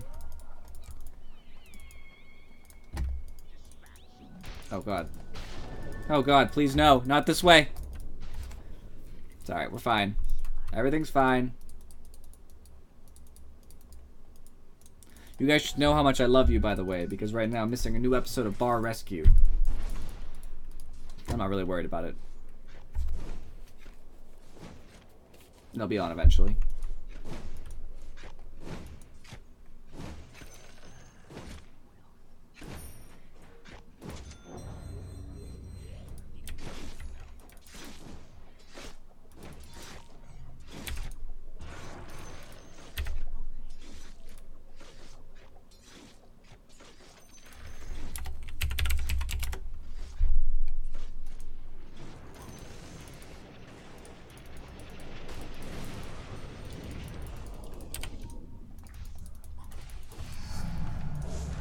I am fast now.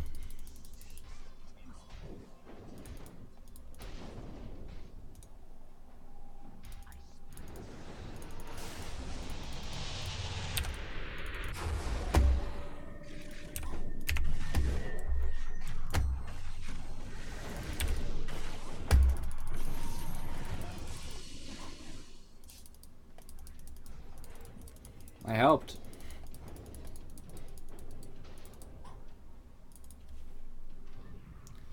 PA's been trying to farm. I mean, PA's got a Battle Fury.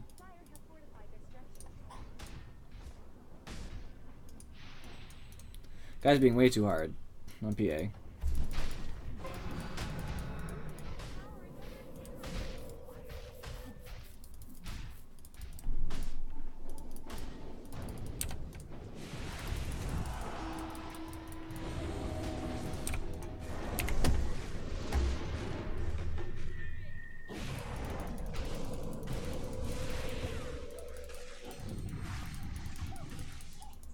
Oh my god.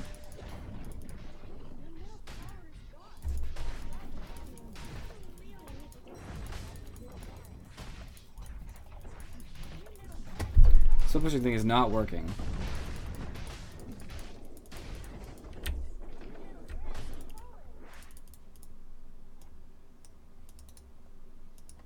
If they leave and respond to PA, then we actually could do something with this.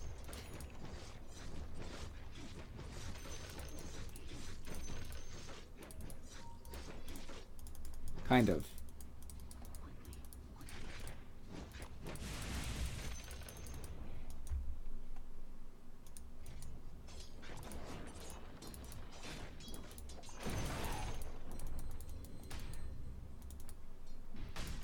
Their death ball is so hard because of survivability.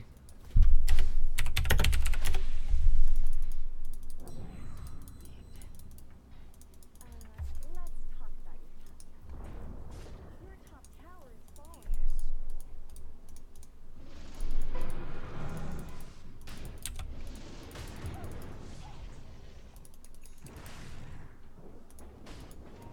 Buy back. Dude. Come on, Booker.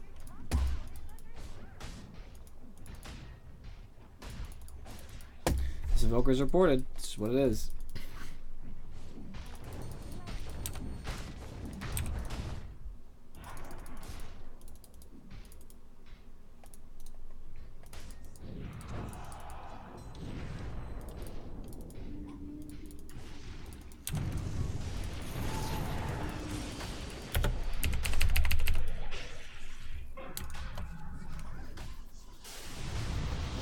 Thank you. Yes.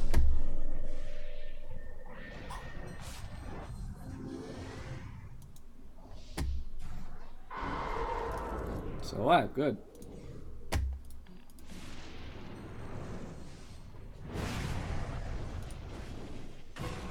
Throw a dagger, you might as well.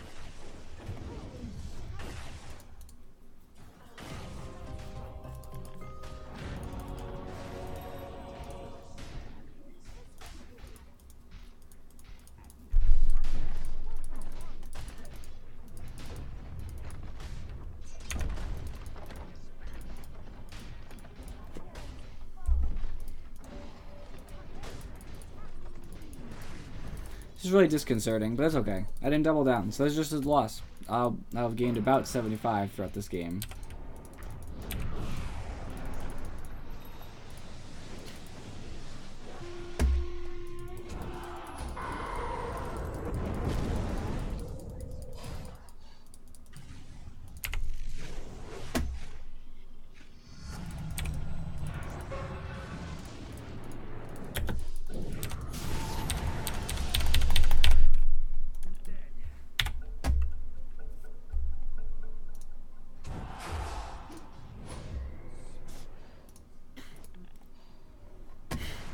silencer might have been better, but the rolling part would have been just as hard to kill people, so it's kind of iffy. Would have been a little bit more effective in team fights, though. I never got any money. I'm broke. Like, I'm broke.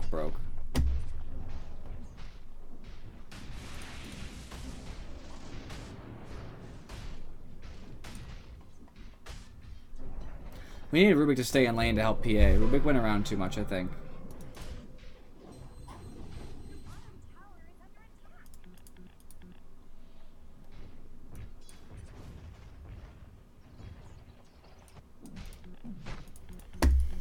I just don't do any damage, you know? I don't have much agility, so even the backstab doesn't really do a lot.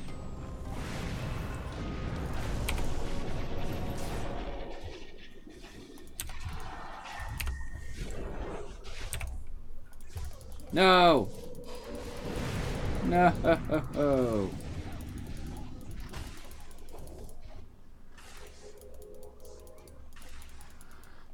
So slow. There we go.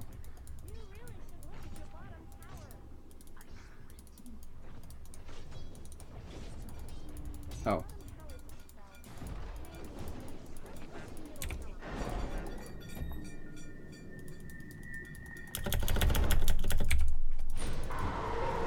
Almost outside the range.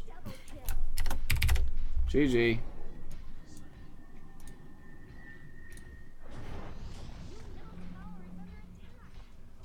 Wish I was the PA here. Wouldn't have gone Battle Fury. I'd have a Deso and BKB at this point. And I actually might be able to do something. But it happens.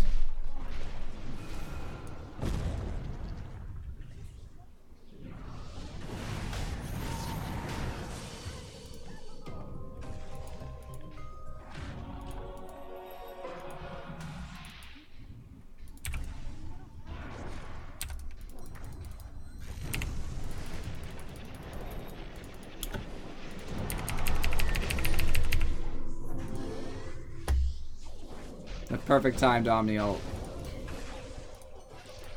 That's so depressing.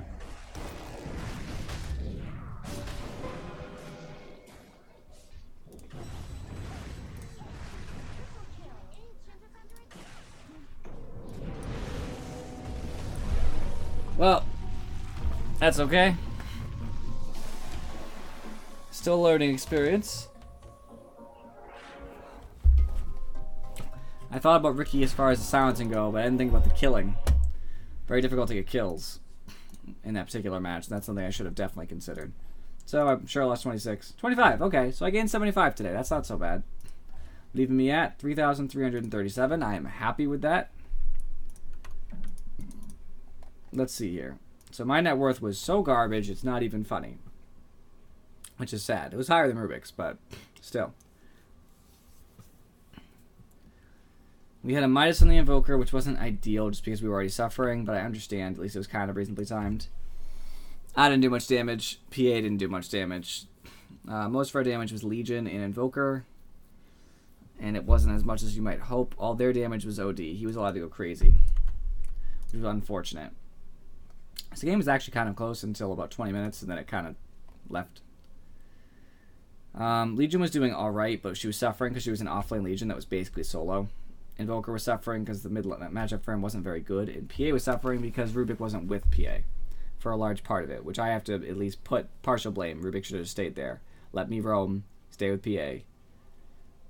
Don't need two roaming supports. OD was given whatever he wanted. And Omni got a bunch of farm, apparently. That was a problem, too. Items. I might have wanted to get my Tranquils earlier. Might have helped me a little bit. Be around more. Legion's fine. Invoker just probably needs something instead of Ags. Like a Rod of Atos or something. Might have helped more. I'm iffy, though. And PA didn't want to go Battle Fury. It's not the build here. Battle Fury is not the build on almost any PA. Especially not ones where you're afraid of the mid-game. That killed us. That was like the nail in the coffin. That was a huge mistake. So Rubik roaming while I'm trying to roam. Huge mistake.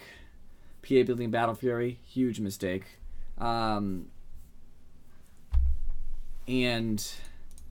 just playing greedy. Like, PA wouldn't come to fights. PA was too busy pushing, and it was bad times to push. all 5 of them would be there. And PA said, who cares, basically. That was an issue. But this game was rather simple. I mean, we lost so early that it's kind of obvious. I feel bad Rubik had to buy too many support items. Me, personally, I could have bought more support items. You know, I could have bought more regen. Worried less about the kills, more about being there just to harass. But honestly, it's tough because it's hard to kill OD because he's got armor. He's got a decent ability to imprison you and get out of there. Necro heals, Omni heals, Disruptor sends you back and can kill you once he hits 6. Void can kill you once he hits 6 and just throws off the damage. I mean, it's kind of a rough match for Ricky. He probably wasn't the play, I'd be honest with you. We had bad matchups in general. This is a brutal team with a lot of healing, team fight, and ability to keep going with the Omni ult. There's not much more to say about it. It's just bad picks, bad plays, bad item builds. That's why we lost. Well, thank you guys for watching. I am at least glad that I gained 75 MMR today, and I will see you all next time.